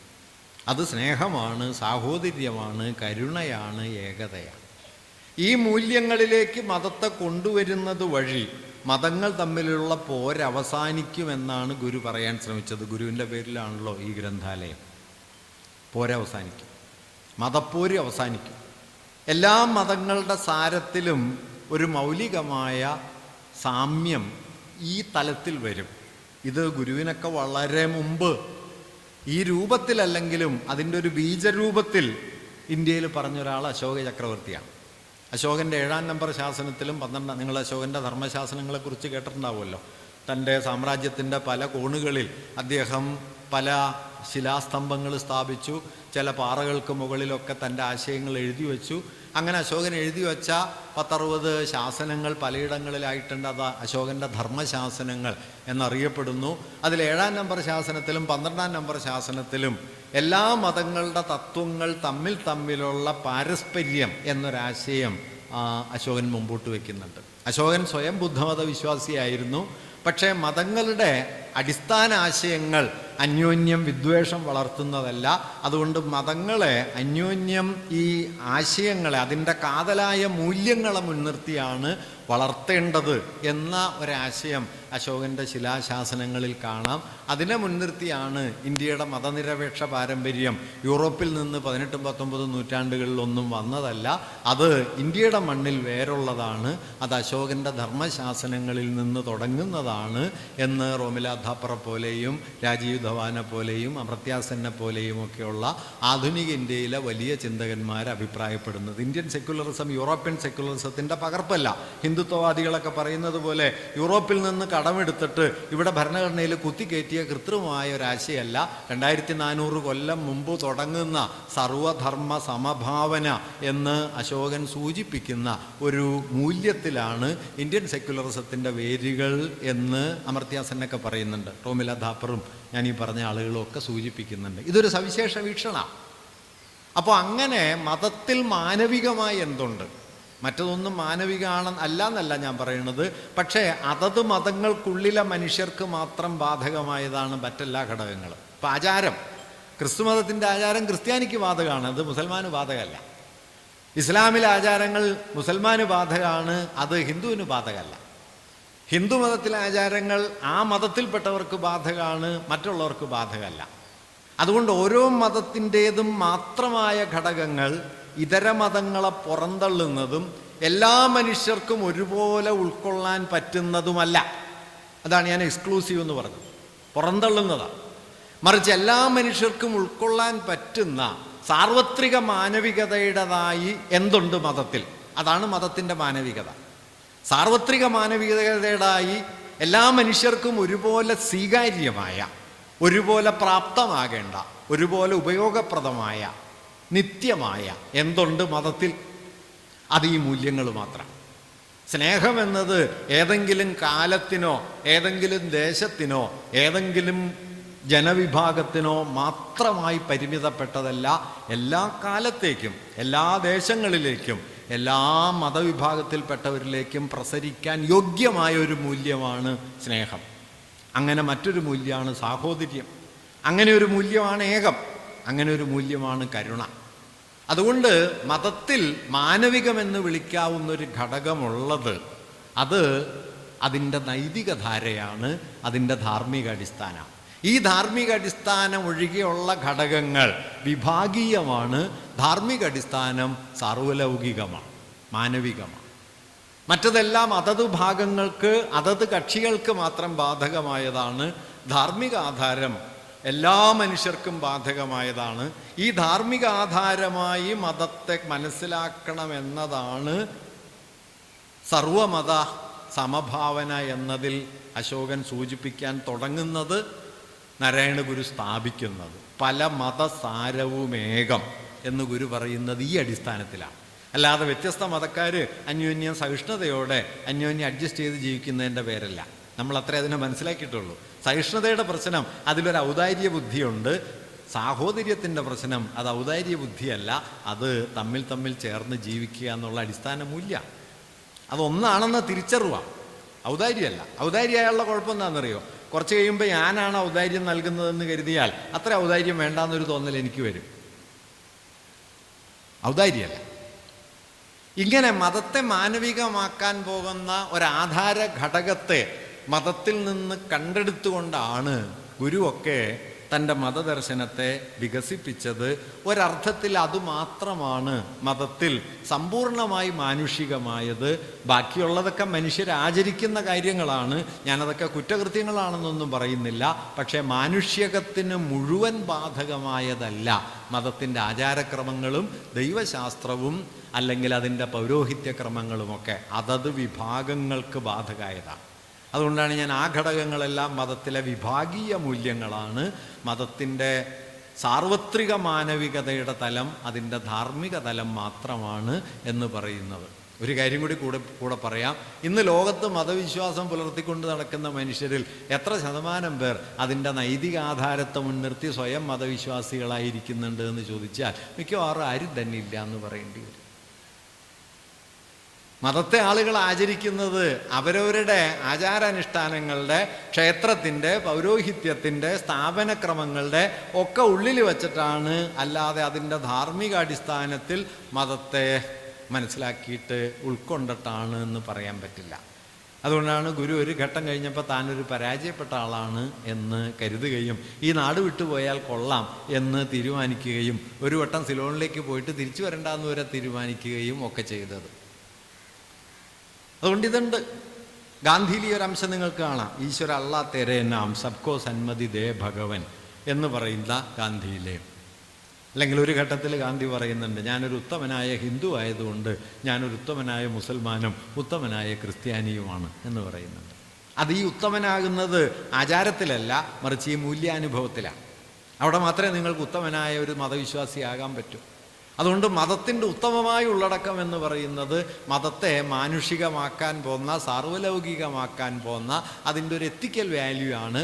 ആ എത്തിക്കൽ വാല്യൂവിലാണ് വാസ്തവത്തിൽ മതം മാനവികമാകുന്നത്. അതുകൊണ്ട് നമ്മുടെ ചർച്ചയുടെ 2 പ്രമേയങ്ങളെ ചേർത്ത് ഞാൻ പറയുകയാണ്: മതം, മാനവികത. ബാക്കി ഘടകങ്ങളിൽ ഉന്നിയാൽ ഒരു മതത്തിൻ്റെ ആചാരം മറ്റൊരു മതത്തിൻ്റെ ആചാരത്തിനെതിരായതുകൊണ്ട് ഏതാചാരമാണ് ശരി എന്നതിനെ ചൊല്ലിയുള്ള അന്യോന്യമുള്ള തർക്കങ്ങളോ അല്ലെങ്കിൽ വൈരുദ്ധ്യങ്ങളോ മതങ്ങൾക്കിടയിൽ നിലനിൽക്കും. ഇതിനെ ചൊല്ലിയൊക്കെ വലിയ വലിയ കൂട്ടക്കൊലകൾ വരെ നടന്നു. ലോകത്തിൻ്റെ ചരിത്രത്തിൽ മനുഷ്യർ ഏറ്റവും കൂടുതൽ തമ്മിൽ പൊരുതിയതും തമ്മിൽ കൊന്നതും മതങ്ങളുടെ പേരിലാണ് എന്ന് ഓർക്കണം. ഒരു കാര്യം കൂടി ഞാൻ പറയാം. ഇത് ഇന്ത്യയെക്കുറിച്ചൊക്കെ പറയുമ്പോൾ ഹിന്ദുക്കളും മുസ്ലിങ്ങളും തമ്മിലാണ് ഏറ്റവും കൂടുതൽ യുദ്ധം നടന്നതെന്ന് കരുതും. ദക്ഷിണേന്ത്യ ചരിത്രത്തിൽ ഏറ്റവും വലിയ മതകലഹം നടന്നത് ഹിന്ദുക്കളും മുസ്ലിങ്ങളും തമ്മിലൊന്നുമല്ല, ശൈവരും വൈഷ്ണവരും തമ്മിലാണ്. ശിവനാണോ കേമൻ, വിഷ്ണുവാണോ കേമൻ എന്ന് തീരുമാനിക്കാൻ തന്നെ ലക്ഷക്കണക്കിന് ആളുകൾ തമ്മിൽ വെട്ടിക്കൊന്നതാണ് നമ്മുടെ ഒരു ചരിത്രം. ആ ചരിത്രമൊന്നും നമ്മളിപ്പോൾ ഓർക്കാറില്ല. നമ്മളിപ്പോൾ ആകെ ഓർക്കുന്നത് മുസ്ലിങ്ങൾ ഇവിടെ പടയോട്ടമായിട്ട് വന്ന് നമ്മളെല്ലാം കീഴടക്കി എന്ന് പറയുന്ന കള്ളക്കഥ മാത്രമാണ്. ആ കഥ മാത്രമാണ് ഇപ്പോൾ ഓർമ്മയിൽ ബാക്കിയുള്ളത്. ശിവനാണോ വിഷ്ണുവാണോ എന്ന് തീരുമാനിക്കാൻ വേണ്ടിയിട്ട് എത്രയെങ്കിലും യുദ്ധം നടത്തി, 2-3 നൂറ്റാണ്ട് യുദ്ധം നടത്തി. യൂറോപ്പിലാണെങ്കിൽ ക്രിസ്ത്യാനിയാണോ മുസൽമാനാണോ പ്രധാനം, ഇസ്ലാമാണോ ക്രിസ്ത്യാനിറ്റി ആണോ എന്ന് തീരുമാനിക്കാൻ 3 നൂറ്റാണ്ട് യുദ്ധം നടത്തി. അതാണ് കുരിശ് യുദ്ധം. അതുകൊണ്ട് മതങ്ങൾ ഇപ്പം 2 ലോകയുദ്ധങ്ങൾ ഉണ്ടാക്കിയതിനേക്കാളും ഫാഷിസം ഉണ്ടാക്കിയതിനേക്കാളും വലിയ കൂട്ടക്കൊല മതങ്ങളുടെ പേരിൽ നടന്നിട്ടുണ്ട്. അതിനേക്കാൾ കൊടിയ പൈശാചികത്വം മതങ്ങളുടെ പേരിൽ അരങ്ങേറിയിട്ടുണ്ട്. ദുർമന്ത്രവാദിനികൾ എന്ന് പറഞ്ഞ് ലക്ഷക്കണക്കിന് സ്ത്രീകളെ പിടികൂടി തീയിലിട്ട് ചുട്ടിട്ടുണ്ട്. ഇൻക്വിസിഷൻ, വിച്ച് ഹണ്ടിങ്, ഇതൊക്കെ ഉണ്ടായിട്ടുണ്ട്. അതുകൊണ്ട് ഏതെങ്കിലും ഒരു മതം ഇതിൽ നിന്ന് മുക്തമൊന്നുമല്ല കേട്ടോ. ലോകത്ത് ഒരു മതവും ഇമാതിരിയുള്ള ചെയ്തികളിൽ നിന്ന് മുക്തമല്ല. പക്ഷെ മതത്തെ ഇത് മാത്രമായി സമീകരിക്കുന്ന യുക്തിവാദപരമോ യാന്ത്രികമായ നിലപാട് അതിൽ തന്നെ 100% ശരിയല്ല. കാരണം മതത്തിൻ്റെ ധാർമ്മിക മൂല്യങ്ങളെ വിശ്വസിച്ച് സ്വയം മെച്ചപ്പെട്ട മനുഷ്യരായി ജീവിക്കുന്ന കോടിക്കണക്കിന് ആളുകളും ലോകത്തുണ്ട്. അതൊരു വസ്തുതയാണ്. നാരായണഗുരു മതവിശ്വാസിയായിരുന്നു, ഗാന്ധി മതവിശ്വാസിയായിരുന്നു, രമണ മഹർഷി മതവിശ്വാസിയായിരുന്നു. ലോകത്തിന് വെളിച്ചം പകർന്ന എത്രയോ പേർക്ക് ആ വെളിച്ചത്തിൻ്റെ പുറയിൽ അവർ മതത്തെ പ്രതിഷ്ഠിച്ചിട്ടുണ്ട്. അതിനെ നമുക്ക് ഔട്ട്റൈറ്റായിട്ട് തള്ളാനൊന്നും പറ്റില്ല. അതുകൊണ്ട് മതമെന്ന് പറയുന്നതിന് ഏതെങ്കിലും ഒരു ഘടകമായി ചുരുക്കാതെ തമ്മിൽ ഇടഞ്ഞും ഇണങ്ങിയും ജീവിക്കുന്ന വിവിധ ഘടകങ്ങളുടെ ഒരു സംയോജിത സ്ഥാനമാണ് മതം എന്ന് മനസ്സിലാക്കുകയും അതിലേത് ഘടകമാണ് മതത്തിൽ നിലനിൽക്കേണ്ടത്, ഏത് ഘടകങ്ങളാണ് നിലനിന്നുകൂടാത്തത് എന്നതിനെക്കുറിച്ച് താങ്കളുടേതായൊരു വിവേചന ബുദ്ധി നിലനിർത്തുകയും ചെയ്യുക എന്നതാണ് മതവിശ്വാസിക്ക് യഥാർത്ഥത്തിൽ ചെയ്യാവുന്ന ഒരു കാര്യം. അതുകൊണ്ട് മതത്തിൽ മാനവികമാകാൻ കഴിയുന്ന ഘടകമുണ്ട്. അങ്ങനെ മാനവികമായാലുള്ളൊരു മെച്ചം കൂടി ഞാൻ പറയാം. മതത്തിൻ്റെ മൂല്യമാണ് മതം എന്ന് കരുതിയാൽ പിന്നെ ഇതര ഘടകങ്ങളൊക്കെ അപ്രധാനമാവും. ഇപ്പം നാരായണഗുരു സി വി കുഞ്ഞിരാമനോട് പറഞ്ഞ ഒരു കാര്യം, ബുദ്ധമതം ഉണ്ടായിട്ടാണോ ബുദ്ധൻ ഉണ്ടായത്? ഗുരു പറയുന്നൊരു വാക്യമുണ്ട്, മതമറിഞ്ഞവന് മതം പ്രമാണമല്ല. മതത്തിൻ്റെ കാതൽ നിങ്ങൾ തിരിച്ചറിഞ്ഞാൽ പിന്നെ മതത്തിൻ്റെ ഇതര ഘടകങ്ങളുണ്ടല്ലോ, ആചാരങ്ങൾ, അനുഷ്ഠാനങ്ങൾ, പൗരോഹിത്യം, മന്ത്രവാദം, പൂജ, ഇതൊന്നും വേണ്ട, ഇതൊന്നും പ്രധാനമല്ല. മതമറിയാത്തവർക്ക് അതൊക്കെ പ്രധാനമാണ്. മതമറിഞ്ഞവന്, ഗുരുവിൻ്റെ വാക്കേത്, മതമറിഞ്ഞവന് മതം പ്രമാണമല്ല. കാരണം അയാൾ അനുഭൂതിയായിട്ട് സ്നേഹമായിട്ട് അറിഞ്ഞാൽ പിന്നെ ബാക്കി ഏർപ്പാടൊന്നും പ്രധാനമല്ല. സാഹോദര്യമായിട്ട് അറിഞ്ഞാൽ പിന്നെ ബാക്കിയുള്ളതൊക്കെ അപ്രധാനമാണ്. മതം അറിയണം. അതിനുശേഷം ഗുരുവിൻ്റെ വാക്യമാണ്, ബുദ്ധമതം ഉണ്ടായിട്ടാണോ ബുദ്ധൻ ഉണ്ടായത്? ബുദ്ധനിൽ നിന്നാണ് ബുദ്ധമതം ഉണ്ടായത്, അല്ലാതെ ബുദ്ധമതത്തിൽ നിന്ന് ബുദ്ധൻ ഉണ്ടായതല്ല. ക്രിസ്തുവിൽ നിന്നാണ് ക്രിസ്ത്യാനിറ്റി ഉണ്ടായത്, അല്ലാതെ ക്രിസ്ത്യാനിറ്റി അല്ല ക്രിസ്തുവിനെ ഉണ്ടാക്കുന്നത്. മതം അറിഞ്ഞവന് മതം പ്രമാണമല്ല, മതമറിഞ്ഞവനെ ആകണം മതം പ്രമാണമാക്കേണ്ടത്. നിർഭാഗ്യവശാൽ ഇന്ന് മതം അറിയാത്തവർ മതത്തിൻ്റെ പ്രമാണമായി തീരുകയും അവർ ഈ പ്രമാണം നാട്ടുകാരുടെ മുമ്പാകെ മുഴുവൻ അടിച്ചേൽപ്പിക്കുകയും അങ്ങനെ ആകാവുന്നത്ര വിദ്വേഷവും പകയും വെറുപ്പും വിഭാഗീയതയും ഉണ്ടാക്കാനുള്ള ഒരു സാമഗ്രിയായി, പല സാമഗ്രികളിലൊന്നായി മതത്തെയും മാറ്റി തീർത്ത ഒരു കാലത്താണ് നമ്മൾ ജീവിക്കുന്നത്. മതം മാത്രമാണ് കുഴപ്പമെന്നൊന്നും ഞാൻ പറയണില്ല കേട്ടോ. മതത്തേക്കാൾ വലിയ കുഴപ്പമാണ് ഇപ്പോൾ രാഷ്ട്രം. ഒരു രാഷ്ട്രം മറ്റൊരു രാഷ്ട്രത്തിനെതിരാണെന്ന് നമ്മളൊക്കെ തന്നെ വിശ്വസിച്ചു തുടങ്ങിയിരുന്നു. 100 കൊല്ലം മുമ്പ് ലോക ഗവൺമെൻറ് വരുന്നതായിരുന്നു വിശ്വാസം. ഇപ്പം ലോക ഗവൺമെൻറ് പോയിട്ട് ഉള്ള ഗവൺമെൻറ്റിനെ നിലനിർത്താൻ പറ്റുമോ ഇല്ലയോ എന്നുള്ള പ്രശ്നത്തിലേക്ക് ലോകം എത്തി. അത് വേറൊരു കാര്യം. ഇനി ഞാൻ അവസാനത്തെ കാര്യം കൂടി പറഞ്ഞ് അവസാനിക്കാം. അത് ഗ്രന്ഥാലയങ്ങളും ഇതും തമ്മിൽ എന്താണ് ബന്ധം? എങ്ങനെയാണ് ഒരു ഗ്രന്ഥശാല മാനവികമാകുന്നത്? ഗ്രന്ഥാലയങ്ങളെക്കുറിച്ച് നമ്മൾ മനസ്സിലാക്കേണ്ട കാര്യം, 2 തരത്തിൽ ഈ ഗ്രന്ഥാലയങ്ങൾക്ക് പ്രാധാന്യമുണ്ട്. നമ്മോട് എന്താണ് പറയുന്നത്? ഒറ്റ വാക്യത്തിൽ ചുരുക്കി പറഞ്ഞാൽ ജീവിതത്തിൻ്റെ മറ്റേതോ ഒരു പ്രകാരത്തെക്കുറിച്ചാണത് പറയുന്നത്. കാൾ സാഗൻ എന്നു പേരായി 20-ാം നൂറ്റാണ്ടിലെ ഏറ്റവും വലിയ ശാസ്ത്രചിന്തകന്മാരിൽ ഒരാൾ പുസ്തകങ്ങളെക്കുറിച്ച് പറയുന്നൊരു വാക്യം ഇങ്ങനെയാണ്: a mere look into a book you will begin to hear the voice of another man perhaps dead for 1000 years.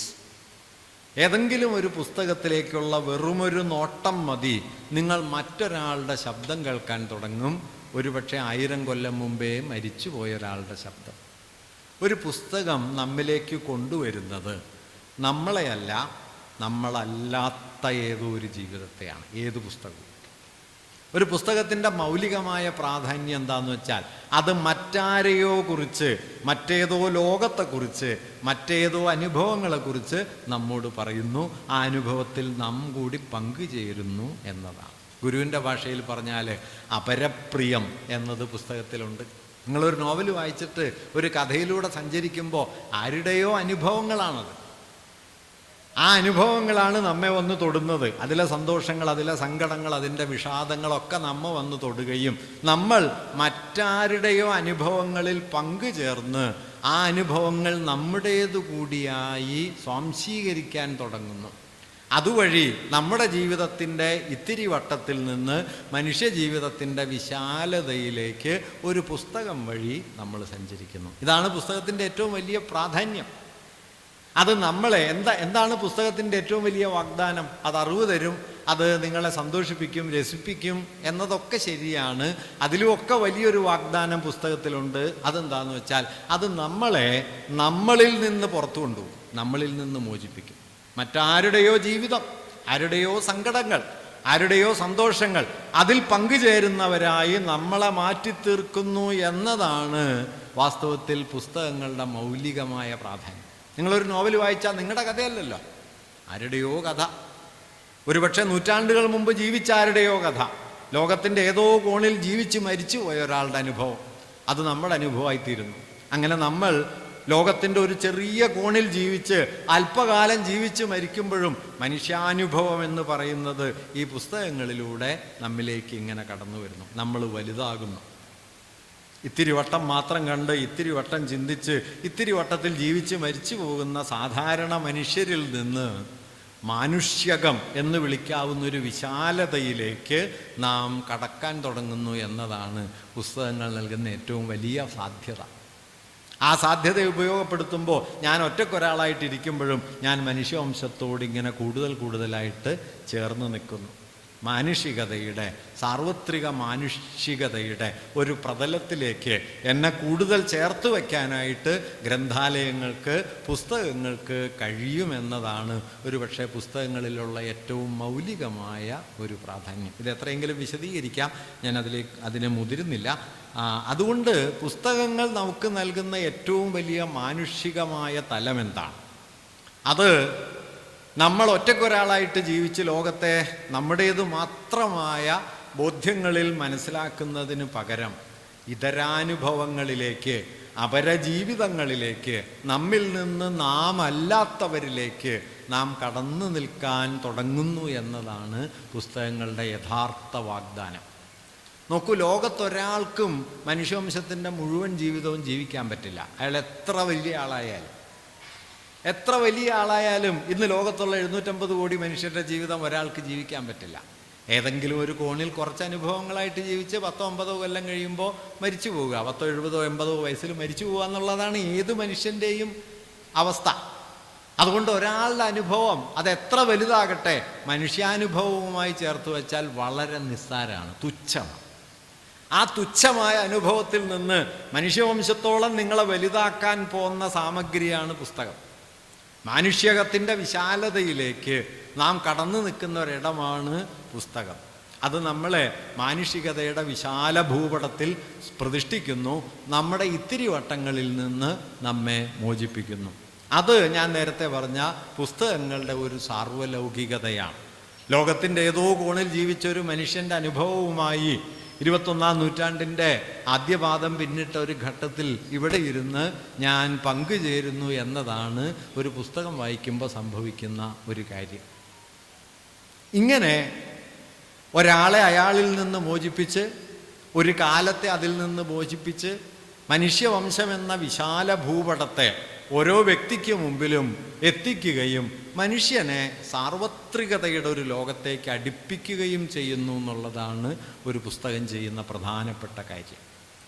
അത് ചെയ്യാൻ മതത്തിന് കഴിയുന്ന ഒരേ ഒരു തലമാണ് ഞാൻ ഈ നേരത്തെ പറഞ്ഞ ധാർമ്മിക തലം എന്ന് പറയുന്നത്. പുസ്തകങ്ങളിലൊരു ധാർമ്മിക തലമുണ്ട്. അതെങ്ങനെയാണെന്ന് വെച്ചാൽ, ധാർമ്മികമായ ആശയങ്ങൾ ഉദ്ബോധിപ്പിക്കുന്നു, വിവരിക്കുന്നു എന്നൊന്നും കൊണ്ടല്ല, മറിച്ച് നമ്മളൊരനുഭവത്തെ കാണുന്നതിൽ നിന്ന് വ്യത്യസ്തമായ നിലയിൽ ആ അനുഭവത്തെ തന്നെ മനസ്സിലാക്കാൻ ഒരു പുസ്തകം നമ്മെ സഹായിക്കും.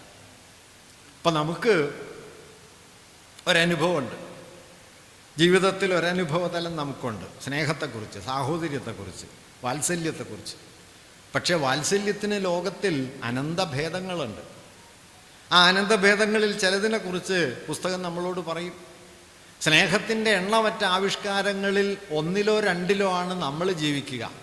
പക്ഷേ സ്നേഹത്തിന് ലക്ഷോപലക്ഷ ആവിഷ്കാര ഭേദങ്ങളുണ്ട്. അതിൽ ചിലതിനെ കുറിച്ചുകൂടി ഒരു നോവൽ നമ്മളോട് പറയും. അപ്പോൾ ആ നോവലിലൂടെ കടന്നു പോകുമ്പോൾ നിങ്ങൾ അറിഞ്ഞ സ്നേഹത്തിനപ്പുറവും സ്നേഹമുണ്ട് എന്ന് മനസ്സിലാവും. അത് നിങ്ങളെ വലുതാക്കും. ഇങ്ങനെയാണ് വായന മനുഷ്യനെ വലുതാക്കുന്നത്. അവനവൻ്റെ ഇടുക്കങ്ങളിൽ നിന്ന്, അവനവൻ അറിഞ്ഞതിൽ നിന്ന് അപരാനുഭവങ്ങളിലേക്ക് കടക്കുക വഴി ഞാൻ എനിക്കപ്പുറത്തേക്ക് തുറക്കും. അങ്ങനെ എനിക്കപ്പുറത്തേക്ക് തുറക്കാൻ പുസ്തകം എന്നെ സഹായിക്കുന്നു എന്നതുപോലെ എനിക്ക് അപ്പുറത്തേക്ക് കടക്കാൻ ഞാൻ നേരത്തെ പറഞ്ഞ സ്നേഹം എന്നെ സഹായിക്കുന്നു, കാരുണ്യം എന്നെ സഹായിക്കുന്നു, സാഹോദര്യം എന്നെ സഹായിക്കുന്നു.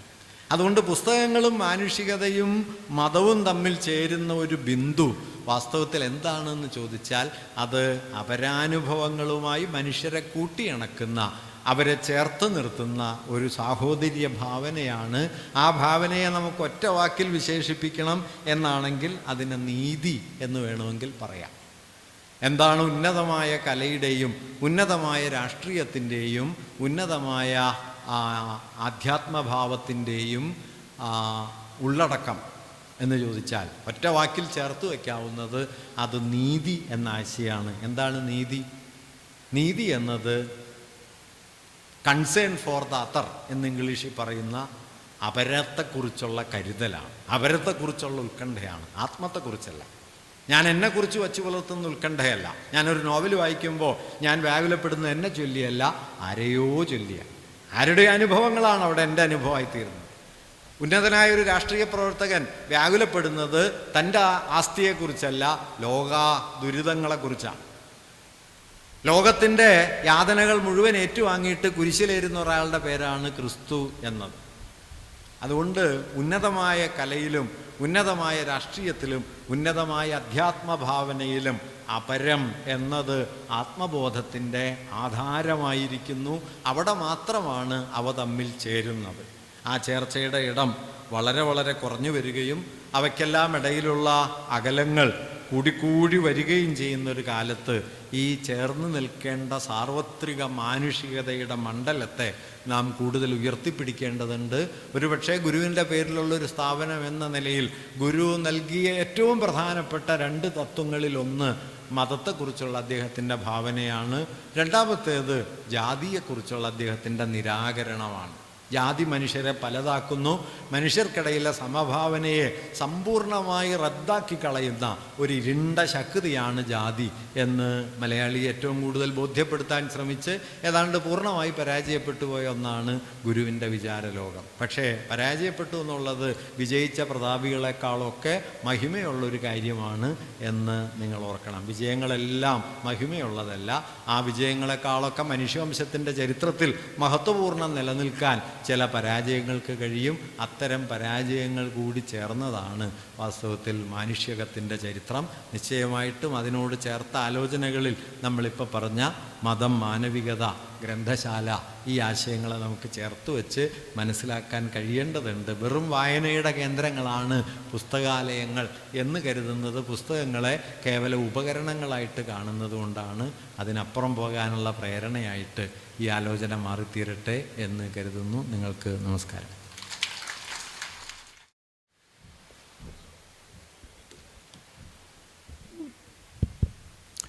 പ്രിയപ്പെട്ടവരെ,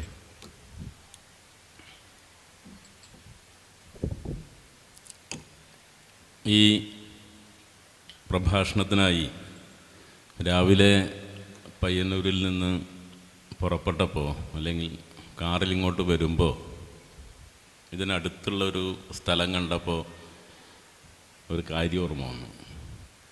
കുറച്ച് മാസം മുമ്പേ അവിടെ ഒരു പരിപാടിക്ക് വന്നിരുന്നു.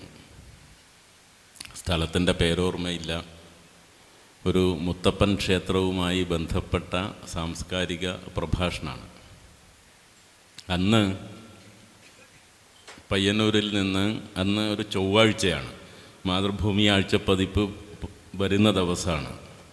പയ്യന്നൂരിൽ നിന്ന് ആ വാരിക വാങ്ങി കാറിലിരുന്നത് വായിച്ചുകൊണ്ടാണ് വന്നത്. അതിലൊരു ലേഖനം മഹാത്മാഗാന്ധിയെക്കുറിച്ചായിരുന്നു.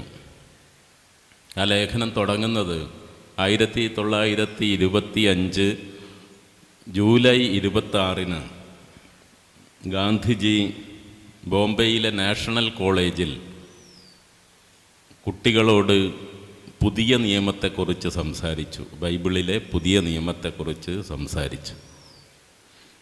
ഇത് സ്വാഭാവികമായിട്ടും പത്രവാർത്തയായി. അന്ന് ശക്തി പ്രാപിച്ച് വരുന്ന ഹിന്ദുത്വവാദികൾ ഗാന്ധിജിക്കെതിരെ രൂക്ഷമായിട്ട് വിമർശനങ്ങൾ ഉന്നയിക്കാൻ തുടങ്ങി. നേരത്തെ ഉണ്ടായിരുന്ന വിമർശനമാണ്.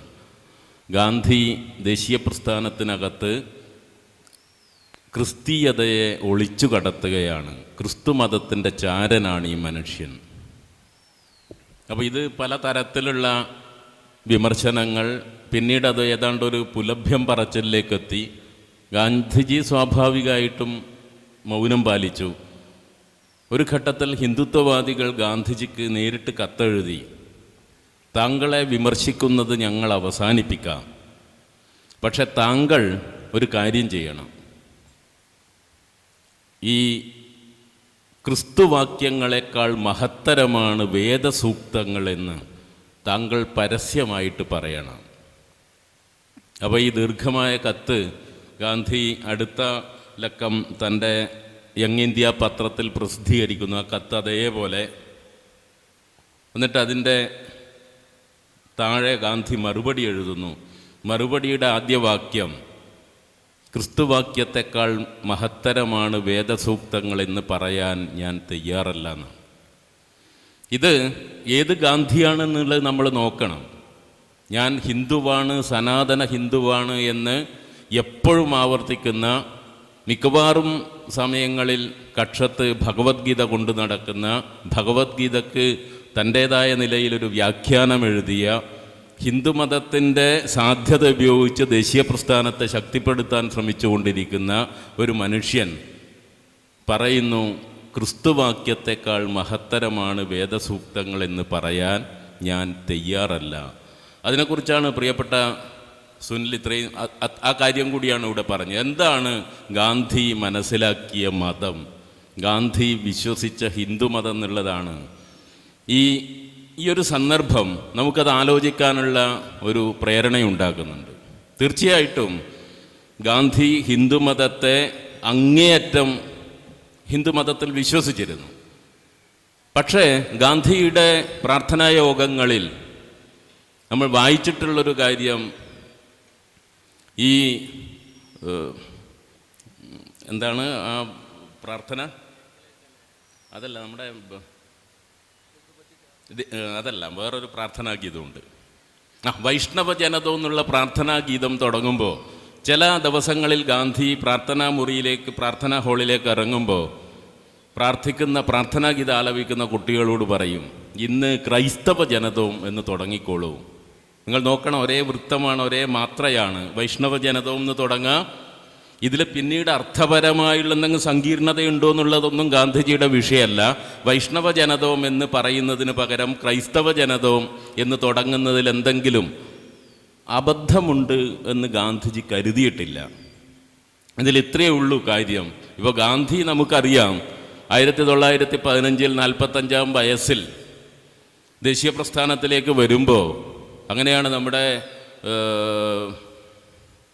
ഓർമ്മ വല്ലാതെ പോകുന്നുണ്ട്, ഗാന്ധിനെ കുറിച്ചുള്ള വലിയ പുസ്തകത്തിൻ്റെ പേര് നമ്മുടെ രാമേന്ദ്ര ഗുഹയുടെ ഇന്ത്യ ആഫ്റ്റർ ഗാന്ധി എന്നുള്ള വലിയ പുസ്തകത്തിൻ്റെ ആദ്യ വാക്യം ഈ 1945 ജനുവരി 1 ബോംബെയിൽ കപ്പലിറങ്ങുമ്പോൾ മഹാത്മാഗാന്ധിക്ക് 45 വയസ്സായിരുന്നു പ്രായം എന്നാണ്. അപ്പോൾ വലിയ നേതാവായിട്ടാണ് വരുന്നത്. ദേശീയ പ്രസ്ഥാനത്തിൽ ഇറങ്ങുന്നു. അതിനു മുമ്പ് തന്നെ ഭാര്യയെയും കുട്ടിയൊക്കെ കൊണ്ടാക്കാൻ ഇന്ത്യയിലേക്ക് വരുന്നുണ്ട് ദക്ഷിണാഫ്രിക്കയിൽ നിന്ന്.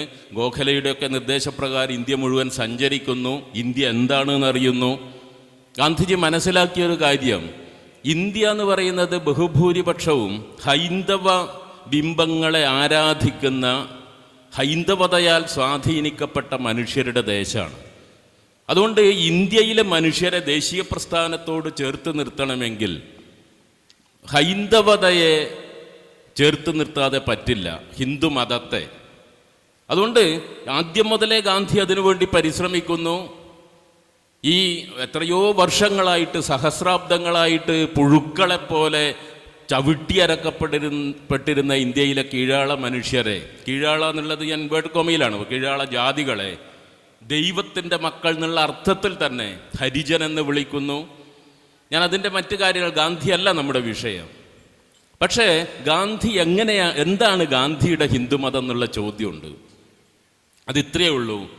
പ്രിയപ്പെട്ട സുനിൽ പറഞ്ഞതുപോലെ ഹിന്ദുമതത്തിന്, എല്ലാ മതത്തിനും അതിൻ്റെ ദാർശനികമായ ഒരു ആധാര തത്വമുണ്ട്. അത് ഹിന്ദുമതത്തെ സംബന്ധിച്ച്, ഹിന്ദുമതത്തിൻ്റെ ഒരു ഒരു ഒരു പ്രപഞ്ചവീക്ഷണം, അടിസ്ഥാനപരമായിട്ട് മതമെന്ന് പറയുന്നത് തന്നെ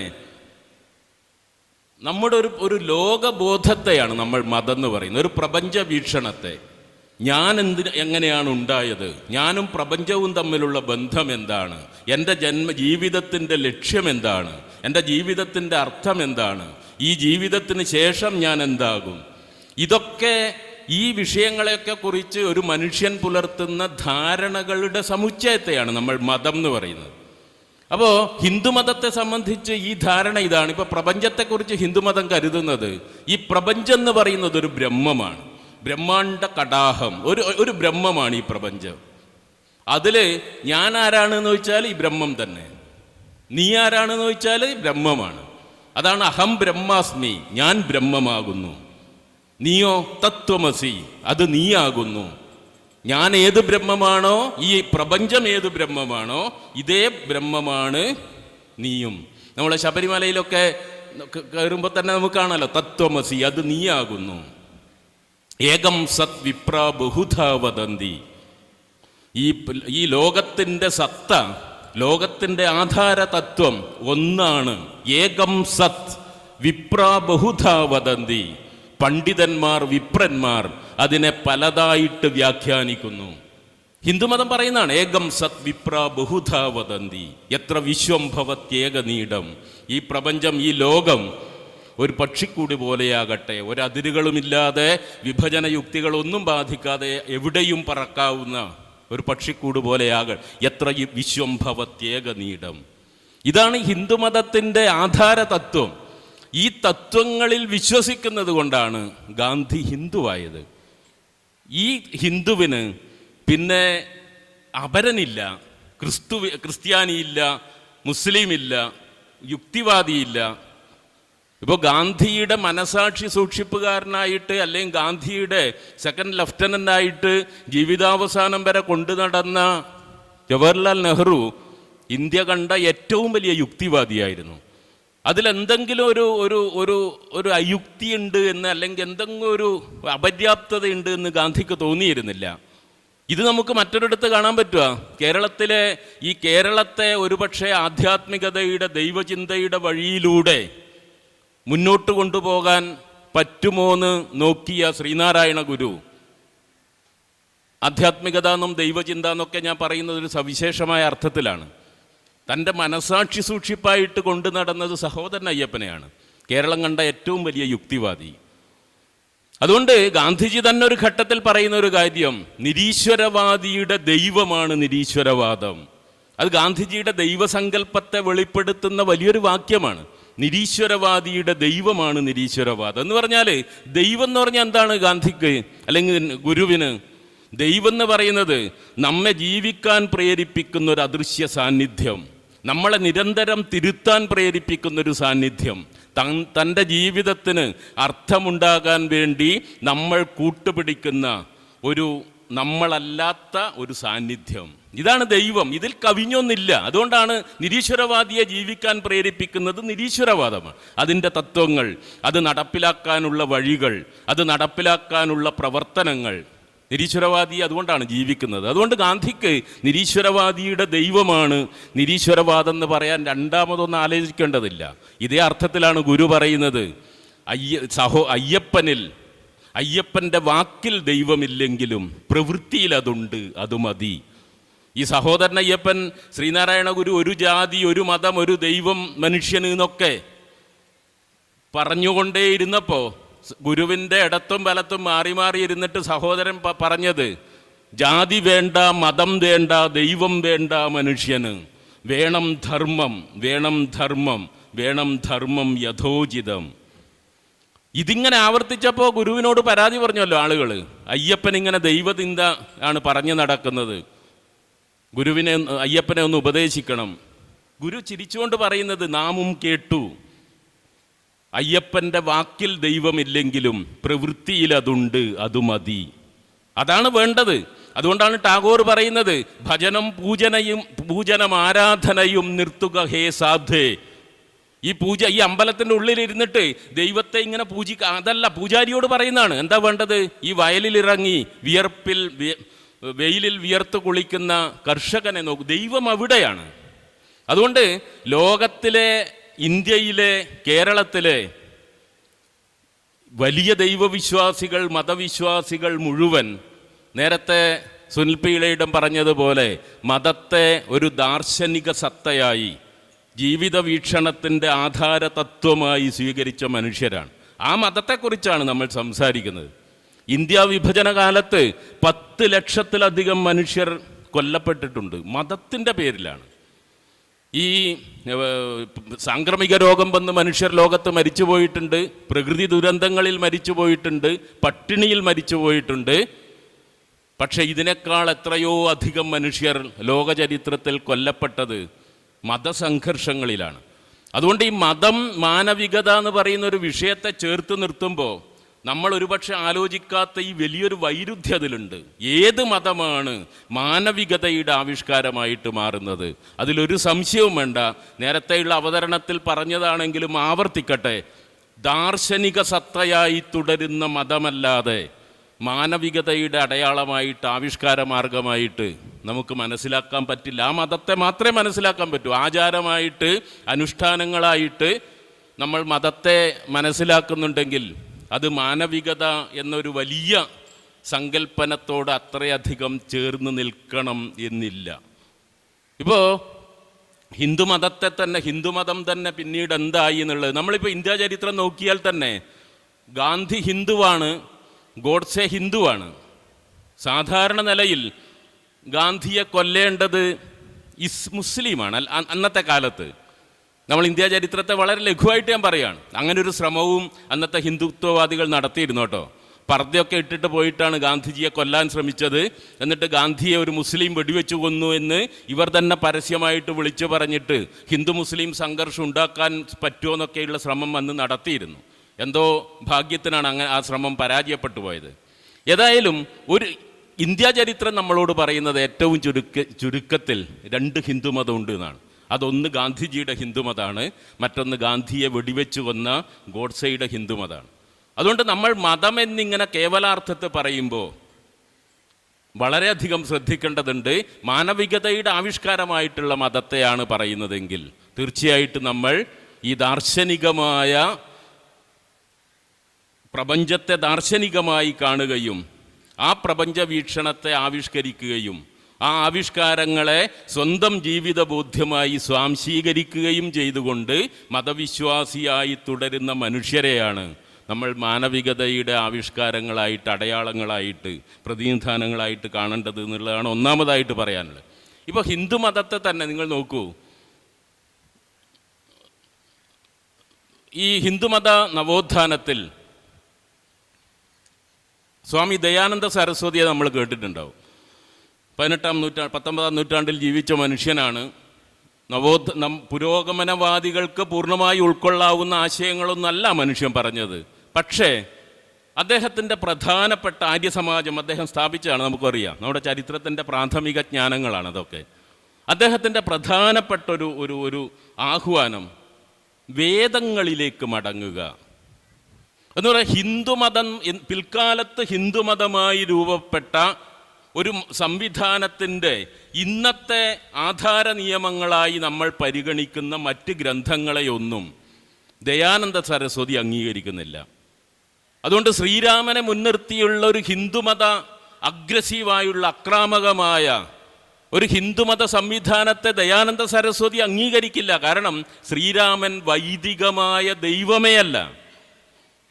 വേദങ്ങളിലേക്ക് മടങ്ങുക എന്ന് ഉള്ളത് കൊണ്ട് ദയാനന്ദ സരസ്വതി, നമുക്കറിയാം വേദങ്ങൾ എന്ന് പറഞ്ഞാൽ ഇപ്പോൾ ഋഗ്വേദം, യജുർവേദം, സാമവേദം, അഥർവവേദം, ഈ 4 വേദങ്ങളാണ്. ഇതൊക്കെ നമുക്ക് പ്രൈമറി ക്ലാസ്സിൽ പഠിക്കുന്നതാണ്. ഈ വേദങ്ങളിൽ യഥാർത്ഥത്തിൽ പിന്നീട് വികസിത രൂപം പൂണ്ട ജാതിയുടെ ഈ വലിയ വിഭജന യുക്തികളൊന്നും പ്രവർത്തിക്കുന്നില്ല. ഇത് തീരെയില്ല എന്നുള്ള അർത്ഥത്തിലല്ല. ഇപ്പോൾ ഋഗ്വേദം എന്ന് പറയുന്നത് വെറും കീർത്തനങ്ങളാണ്. പ്രകൃതിയെ ദൈവമായി സങ്കല്പിച്ചിട്ടുള്ള പ്രകൃതി കീർത്തനങ്ങൾ. യജുർവേദം എന്ന് പറയുന്നത് യാഗവും യജ്ഞവും ഒക്കെ എങ്ങനെയാണ് നടത്തേണ്ടത് എന്നുള്ളതിൻ്റെ വിശദീകരണങ്ങളാണ്. അഥർവവേദം സംഗീതം ഉൾപ്പെടെയുള്ള സുകുമാര കലകൾ, അങ്ങനെയാണ് പറയുക പഴയ ഭാഷയിൽ. ഇതിനൊക്കെ മുൻനിർത്തിയുള്ള ആലോചനകളാണ് സാമവേദം. അഥർവവേദമാണെങ്കിൽ അന്ന് വികാസം പ്രാപിച്ച, അല്ലെങ്കിൽ അന്ന് ലോകം എത്തി നിൽക്കുന്ന, ലോകം എന്നതുകൊണ്ട് അന്ന് ഉദ്ദേശിക്കുന്ന ഇന്ത്യയുടെ ഈ ഉത്തരഭാഗത്തെ ആയിരിക്കും, എത്തി നിൽക്കുന്ന ശാസ്ത്രീയമായ കാര്യങ്ങൾ വിശദീകരിക്കുക. ഈ പിൽക്കാല വേദങ്ങളിലേക്ക്, ഈ അഥർവവേദത്തിലേക്കൊക്കെ എത്തുമ്പോൾ ജാതിയുടെ ചെറിയ സൂചനകളൊക്കെ വരുന്നുണ്ട്. അതിലേക്കൊന്നുമല്ല ഞാൻ പോകുന്നത്. ഈ വേദങ്ങളിലേക്ക് മടങ്ങുക എന്ന് പറയുന്നത്, നിങ്ങൾ ഇന്ത്യൻ പാരമ്പര്യത്തെയാണോ നിങ്ങൾ അംഗീകരിക്കുന്നത് അല്ലെങ്കിൽ പിന്തുടരാൻ ശ്രമിക്കുന്നത്? നിങ്ങൾ വേദങ്ങളെയാണ് ആശ്രയിക്കേണ്ടത്. പിൽക്കാലത്തുള്ള ഇതിഹാസങ്ങൾ, പുരാണങ്ങൾ, ബ്രാഹ്മണങ്ങൾ, മന്ത്രങ്ങൾ, ഉപനിഷത്തുകൾ, ഇതൊന്നും ദയാനന്ദ സരസ്വതി അംഗീകരിച്ചില്ല. കാരണം മതത്തെ ഒരു വിഭജന യുക്തിയായിട്ട് കാണുന്നത് ഈ ഹിന്ദുമതത്തിൻ്റെ തന്നെ ഈ പിൽക്കാല ഗ്രന്ഥങ്ങളിലാണ് എന്നുള്ളതാണ് നമ്മൾ അതുമായിട്ട് ബന്ധപ്പെടുത്തി ആലോചിക്കേണ്ടത്. ഇപ്പോൾ സ്വാമി വിവേകാനന്ദൻ ഒരു അനുഭവം പറയാം. പയ്യന്നൂർ പരിസരങ്ങളിൽ കുറച്ച് വർഷമായിട്ട് മലയാളത്തിൽ മർത്തുകളി നടത്താൻ തുടങ്ങി. മർത്തുകളി എന്ന് പറഞ്ഞാൽ എന്താണെന്ന് നിങ്ങൾക്കറിയാം. അപ്പോൾ ഈ മർത്തുകളി വേദികളൊക്കെ ശുഷ്കമായി, സദസ്സൊക്കെ ശുഷ്കമായി പോകുന്നതുകൊണ്ട് മലയാളത്തിൽ ഇതൊന്ന് പരീക്ഷിക്കാൻ തുടങ്ങി. അങ്ങനെ ആശാൻ്റെയും വള്ളത്തോളിൻ്റെയും ഒക്കെ ധാരാളം കൃതികൾ മർത്തുകളി രൂപത്തിൽ പണ്ഡിതന്മാർ വന്ന് അവതരിപ്പിക്കും. അപ്പോൾ ഒരു അധ്യക്ഷൻ ഉണ്ടാവണം. ഈ മലയാളത്തിലാക്കുമ്പോൾ ഉണ്ടായ ഒരു പ്രശ്നം, ഈ പഴയ മർത്തുകളി അധ്യക്ഷന്മാർക്ക് സംസ്കൃതം അറിയോ?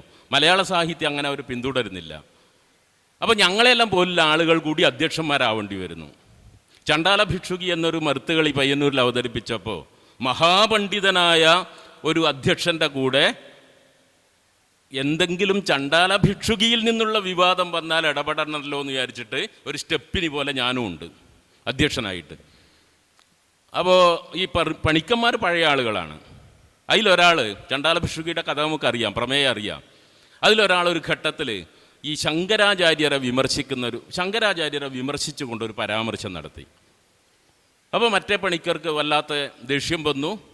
ശങ്കരാചാര്യരെ വിമർശിക്കുന്നതിനെ രൂക്ഷമായിട്ട് സംസ്കൃതത്തിൽ ശ്ലോകമൊക്കെ ചൊല്ലി അതിനെ എതിർത്തു. തർക്കം വല്ലാതെ മുറുകി. ഈ തർക്കം മുറുകുമ്പോഴാണ്, അവർക്ക് പരിഹരിക്കാൻ പറ്റില്ല എന്ന് തോന്നുമ്പോഴാണ് ഇവർ അധ്യക്ഷ വേദിയിലേക്ക് നോക്കുക. എന്ന് പറഞ്ഞാൽ നിങ്ങൾ ഇടപെടൂ എന്നാണ് അർത്ഥം. സ്വാഭാവികമായിട്ടും ആദ്യം ഇടപെടാൻ അർഹനും ഈ മറ്റേ അധ്യക്ഷനാണ്. അദ്ദേഹം എഴുന്നേറ്റിട്ട് ആചാര്യപാദരെ വിമർശിക്കുന്നതെന്തോ മഹാപാപമാണ് എന്ന നിലയിൽ കുറേ കാര്യങ്ങൾ വിശദീകരിച്ചു. എന്ന് പറഞ്ഞാൽ ഒരു പണിക്കരുടെ പക്ഷത്ത് നിന്നാണ് സംസാരിക്കുന്നത്. ശങ്കരാചാര്യർ എന്ന് പോലും അല്ല പറയുന്നത്, ആചാര്യപാദർ. അപ്പോൾ അദ്ദേഹം ഇരുന്നപ്പോൾ ഞാൻ എഴുന്നേറ്റു. ഞാൻ പറഞ്ഞു, അധ്യക്ഷന്മാർക്കിടയിൽ തന്നെ അഭിപ്രായ ഐക്യമില്ല. ശങ്കരാചാര്യരെ വിമർശിക്കുന്നത് മഹാപാപമൊന്നുമല്ല. ശങ്കരാചാര്യരെ ധാരാളം ആളുകൾ വിമർശിച്ചിട്ടുണ്ട്. അതിലേറ്റവും പ്രധാനപ്പെട്ട ഒരാളുടെ പേര് സ്വാമി വിവേകാനന്ദൻ എന്നാണ്. വിവേകാനന്ദൻ ശങ്കരാചാര്യരെക്കുറിച്ച് നടത്തിയ അതിരൂക്ഷമായ വിമർശനങ്ങളിൽ 3-4 വാക്യങ്ങൾ അവിടെ പറഞ്ഞിട്ട് ഞാനും അവിടെ ഇരുന്നു. അപ്പോൾ ഈ പഴയ അധ്യക്ഷന് വല്ലാത്തൊരു കാരണം അദ്ദേഹത്തിൻ്റെ ആ ഇൻഫീരിയോറിറ്റി കോംപ്ലക്സിൽ അർത്ഥമുണ്ട്. കാരണം അദ്ദേഹത്തെ പോലൊരു മഹാപണ്ഡിതനോട് തർക്കിക്കാൻ മാത്രം അങ്ങനെ എന്തോ തോന്നലാണ്.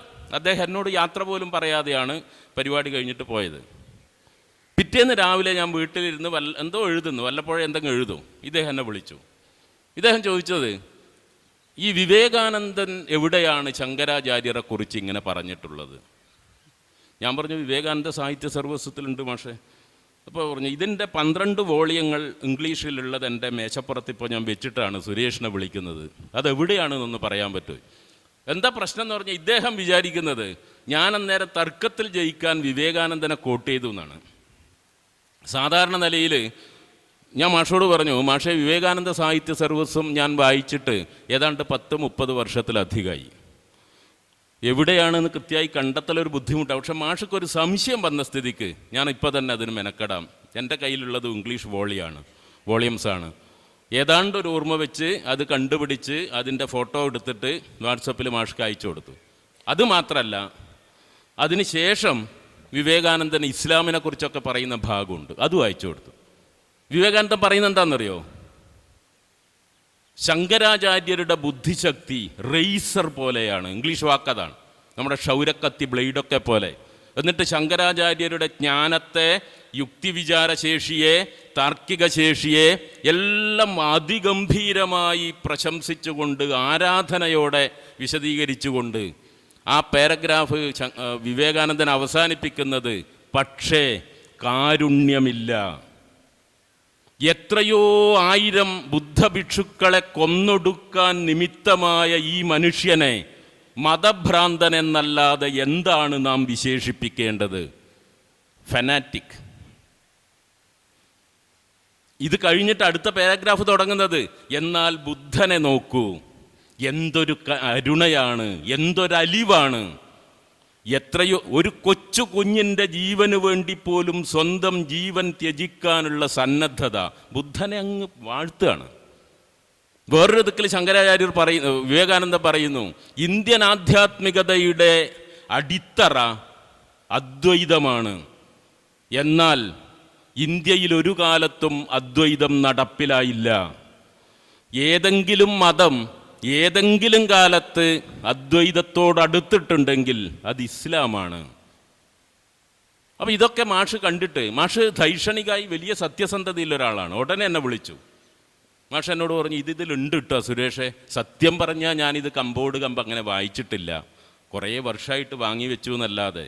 ഞാനിത് പറയുന്നത് ഒരു ഒരു ഒരു ഒരു അങ്ങനെയല്ലാതെ, നമ്മുടെ മതത്തെക്കുറിച്ച് തന്നെ ഇസ്ലാമിനെക്കുറിച്ചും ഹിന്ദുമതത്തെക്കുറിച്ചും ക്രിസ്തുമതത്തെക്കുറിച്ചും മതരാഹിത്യത്തെക്കുറിച്ചൊക്കെ നമ്മൾ മനസ്സിലാക്കിയതിലുള്ള ഈ വലിയ ഈ വിടവാണ്, അല്ലെങ്കിൽ മനസ്സിലാക്കിയതിലുള്ള പരിമിതികളാണ് മതത്തിൻ്റെ പേരിൽ എളുപ്പത്തിൽ വഴിതെറ്റിക്കാവുന്ന ജനതയായിട്ട് നമ്മളെ മാറ്റിയത്. അതുകൊണ്ട് ഹിന്ദുമതം എന്നത് ഇന്ന് ഒരു അധികാര രൂപം കൈക്കൊള്ളുകയും ഇന്ത്യ എന്ന ആശയരൂപത്തെ തന്നെ സമ്പൂർണ്ണമായി അട്ടിമറിക്കുകയും ചെയ്യുന്നൊരു കാലത്ത് യഥാർത്ഥത്തിൽ എന്താണ് ഹിന്ദുമതം പറയാൻ ശ്രമിച്ചത് എന്നുള്ളത് നമ്മൾ പഠിക്കേണ്ടത് തന്നെയാണ്. അതൊരു വലിയ സെമിനാർ വിഷയമായിട്ട് ഇനി നമുക്ക് മാറ്റിവെക്കാൻ പറ്റില്ല. ഇപ്പോൾ ശ്രീരാമനെ മുൻനിർത്തി വലിയൊരു ഒരു ഒരു ഒരു രാഷ്ട്രം തന്നെ നിർമ്മിക്കുമ്പോൾ നിങ്ങൾ നോക്കൂ, ഇന്ത്യയുടെ വൈദിക ഗ്രന്ഥങ്ങളിൽ പ്രധാനമാണ് പുരാണങ്ങൾ. 18 പുരാണമാണ് ഏറ്റവും പ്രധാനമായിട്ടുള്ളത്. അതിലെ 4ാമത്തെ പുരാണത്തിൻ്റെ പേര് വായുപുരാണം എന്നാണ്. നേരത്തെ സുനിൽ മാഷ് പറഞ്ഞതുപോലെ അത് ശിവപുരാണമായിട്ടാണ് അത് ഇന്ത്യയുടെ സാംസ്കാരിക ചരിത്രത്തിൻ്റെ വലിയൊരു ഭാഗം ശൈവ വൈഷ്ണവ സംഘർഷങ്ങളുടേതാണ്. അതിലേക്കൊന്നും ഇപ്പോൾ നമ്മൾ പോകേണ്ടതില്ല. 2 മതങ്ങൾ പോലെ തന്നെയാണ് എത്രയോ നൂറ്റാണ്ട് ഇത് പ്രവർത്തിച്ചത്, സംഘടനത്തിലേർപ്പെട്ടത്. ഈ ശൈവപുരാണത്തിലല്ല, ഈ വായുപുരാണത്തിൽ ഏതാണ്ട് 111 ശ്ലോകങ്ങൾ, 12,000-ലധികം 111 അധ്യായങ്ങൾ, 12,000-ലധികം ശ്ലോകങ്ങൾ. ഇതിൽ ഒരിടത്ത് പോലും വിഷ്ണുവിൻ്റെ ദശാവതാരത്തെക്കുറിച്ച് പറയുന്നില്ല. വായുപുരാണം പറയുന്നത് എന്താണെന്നറിയോ? വിഷ്ണുവിന് 6 അവതാരങ്ങളേ ഉള്ളൂ. അതിൽ ശ്രീരാമനുമില്ല, ശ്രീകൃഷ്ണനുമില്ല. വായുപുരാണം ഇന്ത്യൻ ദൈവഭാവനയിൽ, ദൈവചിന്തയിൽ അംഗീകരിക്കപ്പെട്ട 18 പുരാണങ്ങളിൽ പ്രധാനപ്പെട്ടതാണ്. അപ്പോൾ ഞാൻ ഈ രാമ ആരാധനയെക്കുറിച്ചോ അതിനെക്കുറിച്ചൊന്നും അല്ല പറയുന്നത് കേട്ടോ. അപ്പം നമ്മൾ ഇതിനെയൊക്കെ ഇങ്ങനെ ഈ MT വാസുദേവൻ നായർ കാലം എന്ന നോവൽ എഴുതിയതുപോലെ ഏതോ ഒരാൾ മഹാഭാരതം ഒരു ദിവസം ഇരുന്ന് എഴുതി, മറ്റൊരാൾ രാമായണം ഇരുന്ന് എഴുതി, അതേതോ പ്രസ്സിൽ കൊടുത്തിട്ട് ലക്ഷക്കണക്കിന് കോപ്പി അടിച്ചിട്ട് ഇന്ത്യ മുഴുവൻ, അങ്ങനെയൊന്നല്ല ഇത്. ഇപ്പോൾ സുനിൽ പിള്ളയിടത്തിൻ്റെ തന്നെ മഹാഭാരതം പ്രഭാഷണ പരമ്പര പിന്നീട് പുസ്തകം വായിക്കുമ്പോൾ നമുക്ക് അത്ഭുതം തോന്നില്ലേ? മഹാഭാരതത്തിൻ്റെ ഒരു സഞ്ചാര ചരിത്രം, എവിടെയൊക്കെ ആരൊക്കെ എന്തൊക്കെ ചേർന്നുണ്ടായതാണ് മഹാഭാരതം.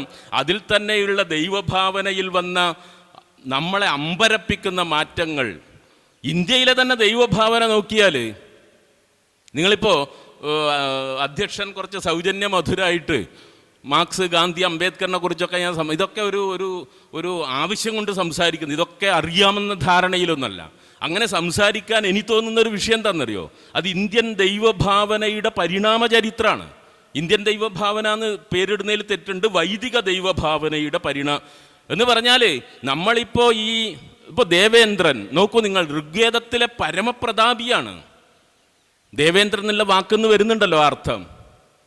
പക്ഷേ പിൽക്കാലത്ത് വേദങ്ങൾ തന്നെ മുന്നോട്ട് വരുന്നു, ത്രിമൂർത്തി സങ്കല്പം ശക്തിപ്പെടുന്നു, ബ്രഹ്മാവും വിഷ്ണുവും ശിവനുമൊക്കെ ഇന്ത്യൻ ദൈവഭാവനയുടെ കേന്ദ്രത്തിൽ വരുന്ന കാലത്ത്, ഋഗ്വേദ കാലത്ത് ഇതില്ല, ത്രിമൂർത്തി സങ്കല്പമില്ല ഋഗ്വേദ കാലത്ത്. പിന്നീട് ഋഗ്വേദ കാലത്തെ ദേവേന്ദ്രൻ എന്തായിത്തീരുന്നു നമുക്ക് കാണാം. ഇപ്പോൾ കുട്ടികൾക്ക് വായിക്കാൻ കൊടുക്കുന്ന പുരാണ കഥകളിൽ ദേവേന്ദ്രൻ ആരാണ്? അസുരന്മാരോ രാക്ഷസന്മാരോ തപസ് ചെയ്തിട്ടോ യുദ്ധം ചെയ്തിട്ടോ ഒക്കെ ദേവലോകത്തേക്ക് എത്തുന്നതെന്ന് കാണുമ്പോൾ പേടിച്ച് വല്ലാണ്ടായിട്ട് ബ്രഹ്മാവിൻ്റെ അടുത്തും അവിടുന്ന് നിർദ്ദേശപ്രകാരം ശിവൻ്റെ അടുത്തും ഒടുവിൽ വിഷ്ണുവിൻ്റെ അടുത്തും അഭയം പ്രാപിക്കുന്ന ഒരു കഥാപാത്രമായിട്ട് ദേവേന്ദ്രൻ മാറുന്നു. പിൽക്കാല വൈദിക ഗ്രന്ഥങ്ങളിൽ ദേവേന്ദ്രൻ പ്രധാനിയല്ലാതാകുന്നു. ഈ ത്രിമൂർത്തി സങ്കല്പം ശക്തിപ്പെടുന്നു. ദശാവതാര കഥകൾ നമ്മുടെ ദൈവഭാവനയുടെ ചരിത്രത്തോടൊപ്പം സഞ്ചരിച്ചാണ് 10 അവതാരങ്ങൾ ഉണ്ടായത്. വിഷ്ണുവിന് 10 അവതാരങ്ങളുണ്ട് എന്ന് വിഷ്ണുവിൻ്റെ അവതാര കഥയുടെ ആരംഭത്തിൽ എവിടെയും പറയുന്നില്ല. അതാണ് ഞാൻ പറഞ്ഞ വായുപുരാണ പ്രകാരം വിഷ്ണുവിന് 6 അവതാരങ്ങളേ ഉള്ളൂ.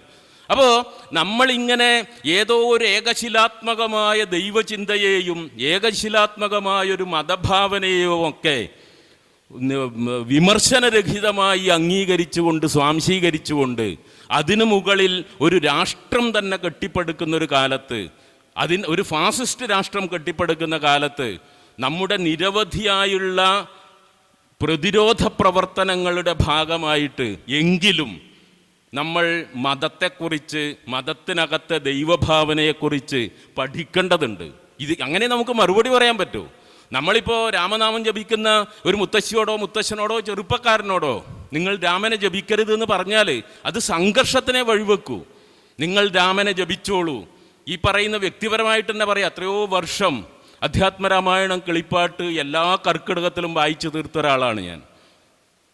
അതും ഈ പറയുന്നതും തമ്മിലൊരു ബന്ധം. രാമൻ ദൈവമാണ്, അതൊന്നല്ല വിഷയം. ഇപ്പം അംബേദ്കറിൻ്റെ വളരെ പ്രസിദ്ധമായൊരു വാക്യം, ആരംഭത്തിൽ രാമൻ ദൈവമായിരുന്നില്ല. ഇന്ത്യൻ ബ്രാഹ്മണ്യത്തിൻ്റെ എല്ലാ കൊള്ളരുതായ്മകൾക്കും കൂട്ടുനിന്നതുകൊണ്ടാണ് രാമന് ദൈവ പദവിയിൽ അവരോധിക്കപ്പെട്ടത്. രാമൻ അവരോധിക്കപ്പെട്ടതിന് ശേഷമാകട്ടെ രാമൻ ഇറങ്ങേണ്ടിയും വന്നിട്ടില്ല.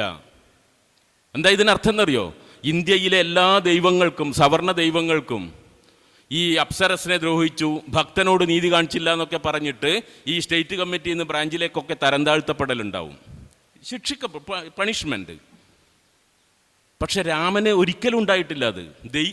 അംബേദ്കർ പറയുന്നത് രാമൻ വളരെ വൈകിയാണ് ഇന്ത്യയിലെ ദൈവഭാവനയിൽ ശക്തിപ്പെടുന്നത്. അങ്ങനെ വന്നതിന് ശേഷം പിന്നെ രാമൻ ഇറങ്ങിയിട്ടില്ല. ഞാൻ പറയുന്നത് ശ്രീരാമൻ എന്ന നമ്മുടെ മനസ്സിലെ ഒരു ദൈവഭാവനയെക്കുറിച്ചല്ല. ആധുനിക ഇന്ത്യൻ ഫാസിസ്റ്റ് രാഷ്ട്രത്തിൻ്റെ അടിസ്ഥാന സങ്കല്പമായി ഇന്ന് കെട്ടിപ്പൊക്കിക്കൊണ്ടുവരുന്ന ഈ രാമസങ്കല്പത്തെ മുൻനിർത്തിയാണ് നമ്മളിത് ആലോചിക്കേണ്ടത്. ശ്രീരാമനെ നിങ്ങൾ ആരാധിക്കുകയോ പൂജിക്കുകയോ ഒക്കെ ചെയ്തോളൂ, ആരും അതിനെതിരല്ല. ഒരുപക്ഷെ ഈ പറയുന്ന ഞാനും ആ കൂട്ടത്തിൽ ഒരു വയസ്സ് വരെ ഉണ്ടായിരുന്നു. ഇപ്പോൾ അംബേദ്കർ പറയുന്നുണ്ട്, ഈ രാമായണത്തിൽ രാക്ഷസരായിട്ടും അസുരന്മാരായിട്ടൊക്കെ ചിത്രീകരിക്കപ്പെടുന്നത് ഞങ്ങളെയാണ് പറയുന്നത്. ഞങ്ങൾ എന്ന് പറഞ്ഞാൽ ആരാണ്? ഇന്ത്യയിലെ ഈ കീഴാളരായ സഹസ്രകോടികൾ. രാമായണത്തിൽ അസുരന്മാരായിട്ട്, രാക്ഷസന്മാരായിട്ട് പറയുന്നത് ഇന്ത്യയിലെ ഈ ശൂദ്രന്മാർ പോലുമല്ലാത്ത പഞ്ചമന്മാരായ സഹസ്രകോടികളെക്കുറിച്ചാണ് എന്ന് അംബേദ്കർ പറയുന്നുണ്ട്. അപ്പോൾ ഞാൻ പറയുന്ന ഈ പുരാണങ്ങളെ, ഇതിഹാസങ്ങളെ, നമ്മുടെ ദൈവഭാവനയൊക്കെ ഇങ്ങനെ ചരിത്രത്തിന് അഭിമുഖമായി നിർത്തി നോക്കുമ്പോൾ നമുക്ക് വലിയ അർത്ഥങ്ങൾ തെളിഞ്ഞു കിട്ടും. അത് നമ്മുടെ ആരാധന എന്ന മറുവശത്തിൻ്റെ മനസ്സിൻ്റെ തന്നെ മറ്റൊരു മെക്കാനിസത്തിനെതിരൊന്നുമല്ല. ഇപ്പോൾ അതൊരു രാഷ്ട്രീയ പ്രവർത്തനമാണ്, നമ്മുടെ ധാർമ്മികതയുടെ ആവിഷ്കാരം കൂടിയാണ് എന്നുള്ളതാണ് ഈ സദസ്സിനോട് ഒന്നാമതായിട്ട് പറയാനുള്ളൊരു കാര്യം. ഇതിലെ മറ്റൊരു കാര്യം, ഞാൻ ഈ പറഞ്ഞതുപോലെ മാനവികതയുമായി ബന്ധപ്പെടുത്തിയിട്ടാണ് മതത്തെ ഇവിടെ ആലോചിക്കുന്നത്. അതിൽ ചെറിയൊരു സദസ്സ് വളരെ സൂക്ഷ്മമായി ശ്രദ്ധിക്കുന്നുണ്ട്, ചെറിയൊരു കാര്യം പറയട്ടെ. മാനവികത എന്നത് തീർച്ചയായിട്ടും വളരെ എന്താ പറയേണ്ടത്, ആഘോഷിക്കപ്പെടേണ്ട, ആദർശവത്കരിക്കപ്പെടേണ്ട ഒരു പരികല്പന തന്നെയാണ് മനുഷ്യത്വം എന്നുള്ള അർത്ഥത്തിൽ. പക്ഷെ കുറെ കൂടി സൂക്ഷ്മമായിട്ട് എന്നാൽ ഇവിടെയുള്ള ഈ വിഷയത്തിനെ കുറിച്ചല്ല ഞാൻ പറയുന്നത്. മാനവികത എന്ന ഈ ഒരു സങ്കല്പത്തിൽ യഥാർത്ഥത്തിൽ ചെറിയൊരു പ്രശ്നമുണ്ട്. അത് നേരത്തെ സുനിൽ പീളയുടെ അത് മറ്റൊരു തരത്തിൽ പറഞ്ഞു. ഈ മനുഷ്യത്വം എന്ന് പറയുന്നത് ഒരർത്ഥത്തിൽ അതിൽ ഒരു മേൽക്കീഴ് ബന്ധമുണ്ട്. നിങ്ങൾ എന്നോട് മനുഷ്യത്വം കാണിക്കൂ എന്ന് പറഞ്ഞാൽ ഈ ചൈനക്കാർ പറയും, നിങ്ങൾക്കൊരാളോട് സ്നേഹമുണ്ടെങ്കിൽ നിങ്ങൾ അവർക്ക് ദിവസേന മീൻ കൊണ്ട് കൊടുക്കുമല്ല വേണ്ടത്, അവരെ മീൻ പിടിക്കാൻ പഠിപ്പിക്കുക വേണ്ടത്. മീൻ പിടിക്കാൻ പഠിപ്പിച്ചാൽ എന്തായി? അവർ സ്വതന്ത്രരായി. പിന്നെ അവരോട് നമ്മൾ മനുഷ്യത്വമൊന്നും കാണിക്കണ്ട, അവർ നമ്മളോടും കാണിക്കണ്ട. മനുഷ്യത്വം എന്ന ഈ വാക്കിൽ എവിടെയോ അതിൻ്റെ ഒരു അടിയടറിൽ ഈ ഒരു മേൽകീഴ് ബന്ധമുണ്ട്. ഇത് കാണിക്കേണ്ട ഒരാളും ഇത് അനുഭവിക്കേണ്ട മറ്റൊരാളും. അങ്ങനെയൊന്നും വേണ്ടതില്ല. അതുകൊണ്ടാണ് ലൂയി അൾത്തൂസർ എന്ന ചിന്തകൻ മാർക്സിസത്തെക്കുറിച്ച് പറഞ്ഞൊരു വാക്യം, മാർക്സിസം ശാസ്ത്രീയമായ മാനവികതാ വിരുദ്ധതയാണ് എന്ന് പറഞ്ഞാൽ അതിൽ മനുഷ്യത്വം കാണിക്കാൻ ഒരാളും ഇത് ഏറ്റുവാങ്ങാം അങ്ങനെയൊന്നുമില്ല. അത് തെറ്റിദ്ധരിക്കപ്പെടുന്ന ഒരു വാക്യമാണ്. പക്ഷെ നിങ്ങളൊരു ശ്രദ്ധ കൊണ്ടും നിങ്ങളെ മനസ്സിലാക്കിയത് കൊണ്ട് ഞാനത് പറഞ്ഞതാണ്. മാർക്സിസം മാനവികത വിരുദ്ധമാണ് എന്ന് ഒരാൾ പറഞ്ഞു എന്നല്ല മനസ്സിലാക്കേണ്ടത്. മാനവികത എന്ന പരികല്പനക്കകത്തെ ഈ ശ്രേണീബദ്ധതയെക്കുറിച്ചുള്ളൊരു ബോധ്യം കൂടി കുറെ കൂടി സൂക്ഷ്മമായ അർത്ഥത്തിൽ നമുക്കുണ്ടാവണം. ഇവിടെ നമ്മൾ വളരെ വളരെ പോസിറ്റീവായ, വളരെ ആദർശാത്മകമായ ഒരർത്ഥത്തിലാണ് മാനവികത എന്ന് പ്രയോഗിക്കുന്നത്. ആ മാനവികത മതവുമായിട്ടാണ് നമ്മൾ ചേർത്ത് വെക്കുന്നതെങ്കിൽ മതത്തിൻ്റെ ദാർശനിക മൂല്യങ്ങളെ സ്വന്തം ജീവിത ബോധ്യങ്ങളായി സ്വാംശീകരിച്ച് മതവിശ്വാസിയാവുന്ന മനുഷ്യരുമായിട്ട് മാത്രമേ അത് ചേർന്ന് നിൽക്കൂ.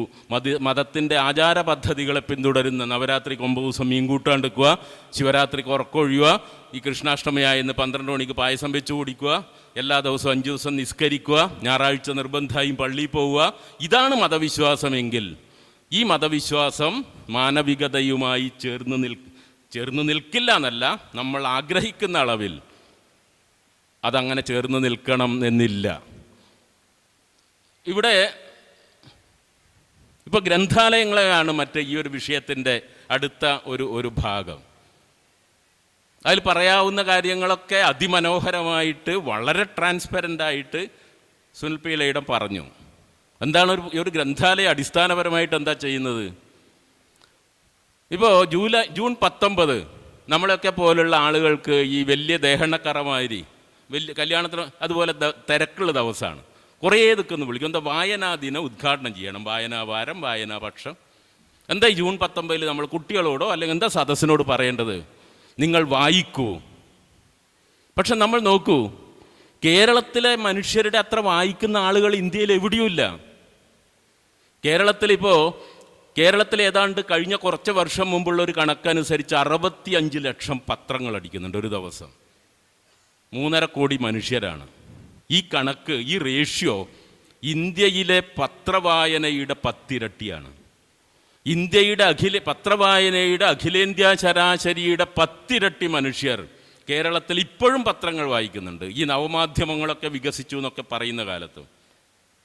അപ്പോൾ നമ്മൾ ഈ ജൂൺ 19 ആളുകളെ വിളിച്ചു കൂട്ടിയിട്ട് വായിക്കൂ എന്ന് പറയുന്നത് ഏതായാലും അതുകൊണ്ട് പത്രം വായിക്കൂ എന്നായിരിക്കില്ല. പിന്നെന്ത് വായിക്കൂ എന്നാണ്? നിങ്ങൾ സാഹിത്യം വായിക്കൂ.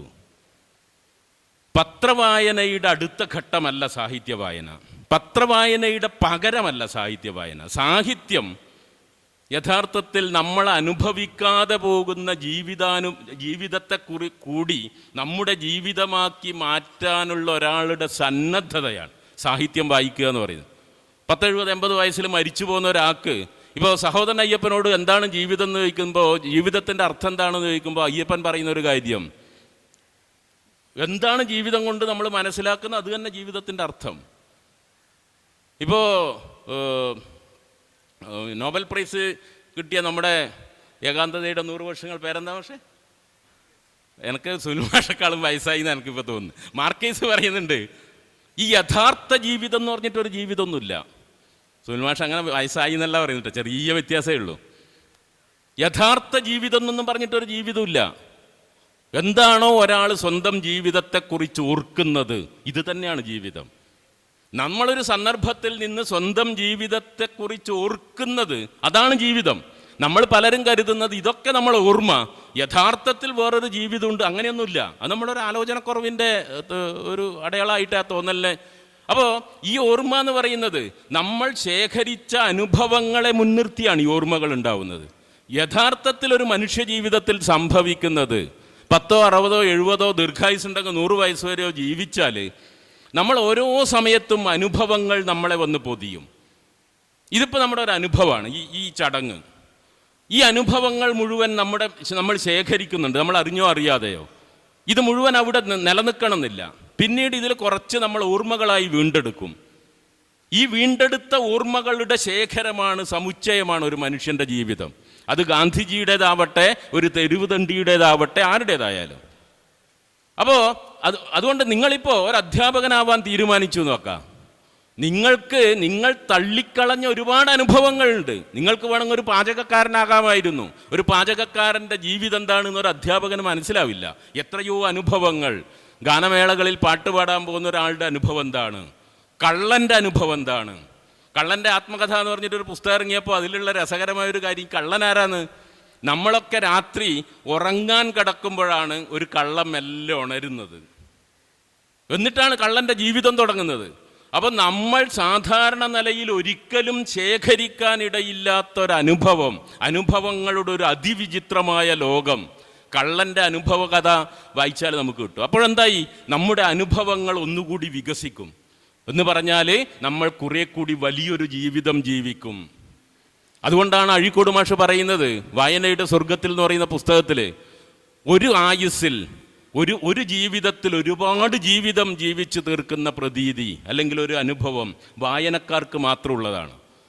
അപ്പം ഇങ്ങനെ വായിക്കുമ്പോൾ നമ്മളല്ലാത്ത ഒരുപാട് അനുഭവങ്ങളെ ശേഖരിക്കുന്നു. ഈ അനുഭവങ്ങളുടെ ശേഖരം മാത്രമാണ് ജീവിതം എന്നതാണ് യാഥാർത്ഥ്യമെന്നിരിക്കെ, യഥാർത്ഥത്തിൽ ഒരു മനുഷ്യൻ സ്വന്തം ജീവിതത്തിൻ്റെ ക്യാൻവാസ് വികസിപ്പിക്കാനുള്ള അബോധ പ്രേരണയാണ് വായനയായിട്ട് മാറുന്നത്. അത് സാഹിത്യം മാത്രമേ അത് ചെയ്യൂ. നമ്മുടെ ദിനപത്രങ്ങളൊക്കെ എന്താ ചെയ്യുന്നത്? നമ്മുടെ തന്നെ അറിവിനെ കുറെ കൂടി സൂക്ഷ്മമാക്കുന്നു. അന്തിമമായിട്ട് നമ്മുടെ നിലവിലുള്ള ജീവിതത്തെ ആവർത്തിക്കൂ, ആദർശവത്കരിക്കൂ എന്ന് നമ്മളോട് പറയാതെ പറയുന്നു. നിങ്ങൾക്ക് ഇപ്പോഴും നിങ്ങൾ 2 വീലറിൽ തന്നെയാണോ പോകുന്നത്? ഒരു 4 വീലറെങ്കിലും ഇല്ലാത്ത വീട് എന്തൊരു വീടാണ്. പക്ഷെ സാഹിത്യം എപ്പോഴും നമ്മുടെ ജീവിത ബോധ്യങ്ങളെ, നമ്മുടെ പ്രാധാന്യക്രമങ്ങളെ വിമർശനാത്മകമായി കാണാൻ നമ്മളെ പഠിപ്പിക്കും.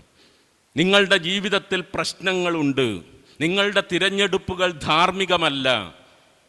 അതുകൊണ്ടാണ് സാഹിത്യം എപ്പോഴും പ്രതിപക്ഷത്താണ് എന്ന് കവികളൊക്കെ പറയുന്നത്. സൗവർണ പ്രതിപക്ഷം എന്ന് വൈലോപ്പിള്ളി പറയും. നിലവിലുള്ള ജീവിതത്തിൻ്റെ വിമർശന സ്ഥാനമാണ് എപ്പോഴും സാഹിത്യം. അങ്ങനെ വരുമ്പോൾ നേരത്തെ പറഞ്ഞ ഈ മാനവികത, നമ്മളിപ്പോൾ ഡെസ്റ്റോവ്സ്കിയുടെ നോവൽ വായിക്കുമ്പോൾ ഈ റഷ്യയിലെ തെരുവുകൾ എനിക്കൊക്കെ ഉള്ള അനുഭവമാണ്. റഷ്യയിലെ തെരുവുകൾ, അവിടെ മുനിഞ്ഞു കത്തുന്ന വിളക്കുകൾ, ഒരു വിളക്കിൻ്റെ അടുത്ത് ഇരുന്നിട്ട് ഒരാൾ അടുപ്പിലൂതുന്ന ഒരു ദൃശ്യം നമ്മുടെ അനുഭവമായിട്ട് മാറും. റഷ്യയിൽ ഇതുവരെ പോയിട്ടില്ലല്ലോ നമ്മൾ. അപ്പോൾ ഒരു മനുഷ്യൻ അവൻ്റെ ജീവിതകാലത്ത് എത്തിപ്പെടാനിടയുള്ള എല്ലാ ഭാവസന്ധികളെയും, എല്ലാ പ്രതിസന്ധികളെയും, എല്ലാ വികാര അനങ്ങളെയും സാഹിത്യം നമ്മുടെ മുന്നിലെത്തിക്കും. അങ്ങനെ വരുമ്പോൾ നമ്മുടെ മനുഷ്യ നോട്ടം മാറും. മഹത്വത്തെക്കുറിച്ച്, വിജയത്തെക്കുറിച്ച്, സമ്പത്തിനെക്കുറിച്ച്, പദവിയെക്കുറിച്ച് ഉള്ള നമ്മുടെ നോട്ടം മാറും. ഈ നോട്ടം മാറിയ അവസ്ഥയാണ് നമ്മൾ മാനുഷികത എന്ന കൽപ്പന കൊണ്ട് ഈ വിഷയത്തിൽ ഉദ്ദേശിക്കുന്നത്. നമ്മൾ ഇപ്പോൾ എത്തിപ്പെട്ട വളരെ സങ്കുചിതമായ മനുഷ്യനോട്ടത്തിൽ നിന്ന് നമ്മൾ കുടഞ്ഞെറിയപ്പെടുകയും മറ്റൊരാളെ നോക്കുന്ന നമ്മുടെ കണ്ണുകൾ മാറുകയും ചെയ്യും. ആ മാറിയ കണ്ണുകളെയാണ് നമ്മൾ മനുഷ്യത്വത്തിൻ്റെ കണ്ണുകൾ എന്ന് പറയുന്നത്.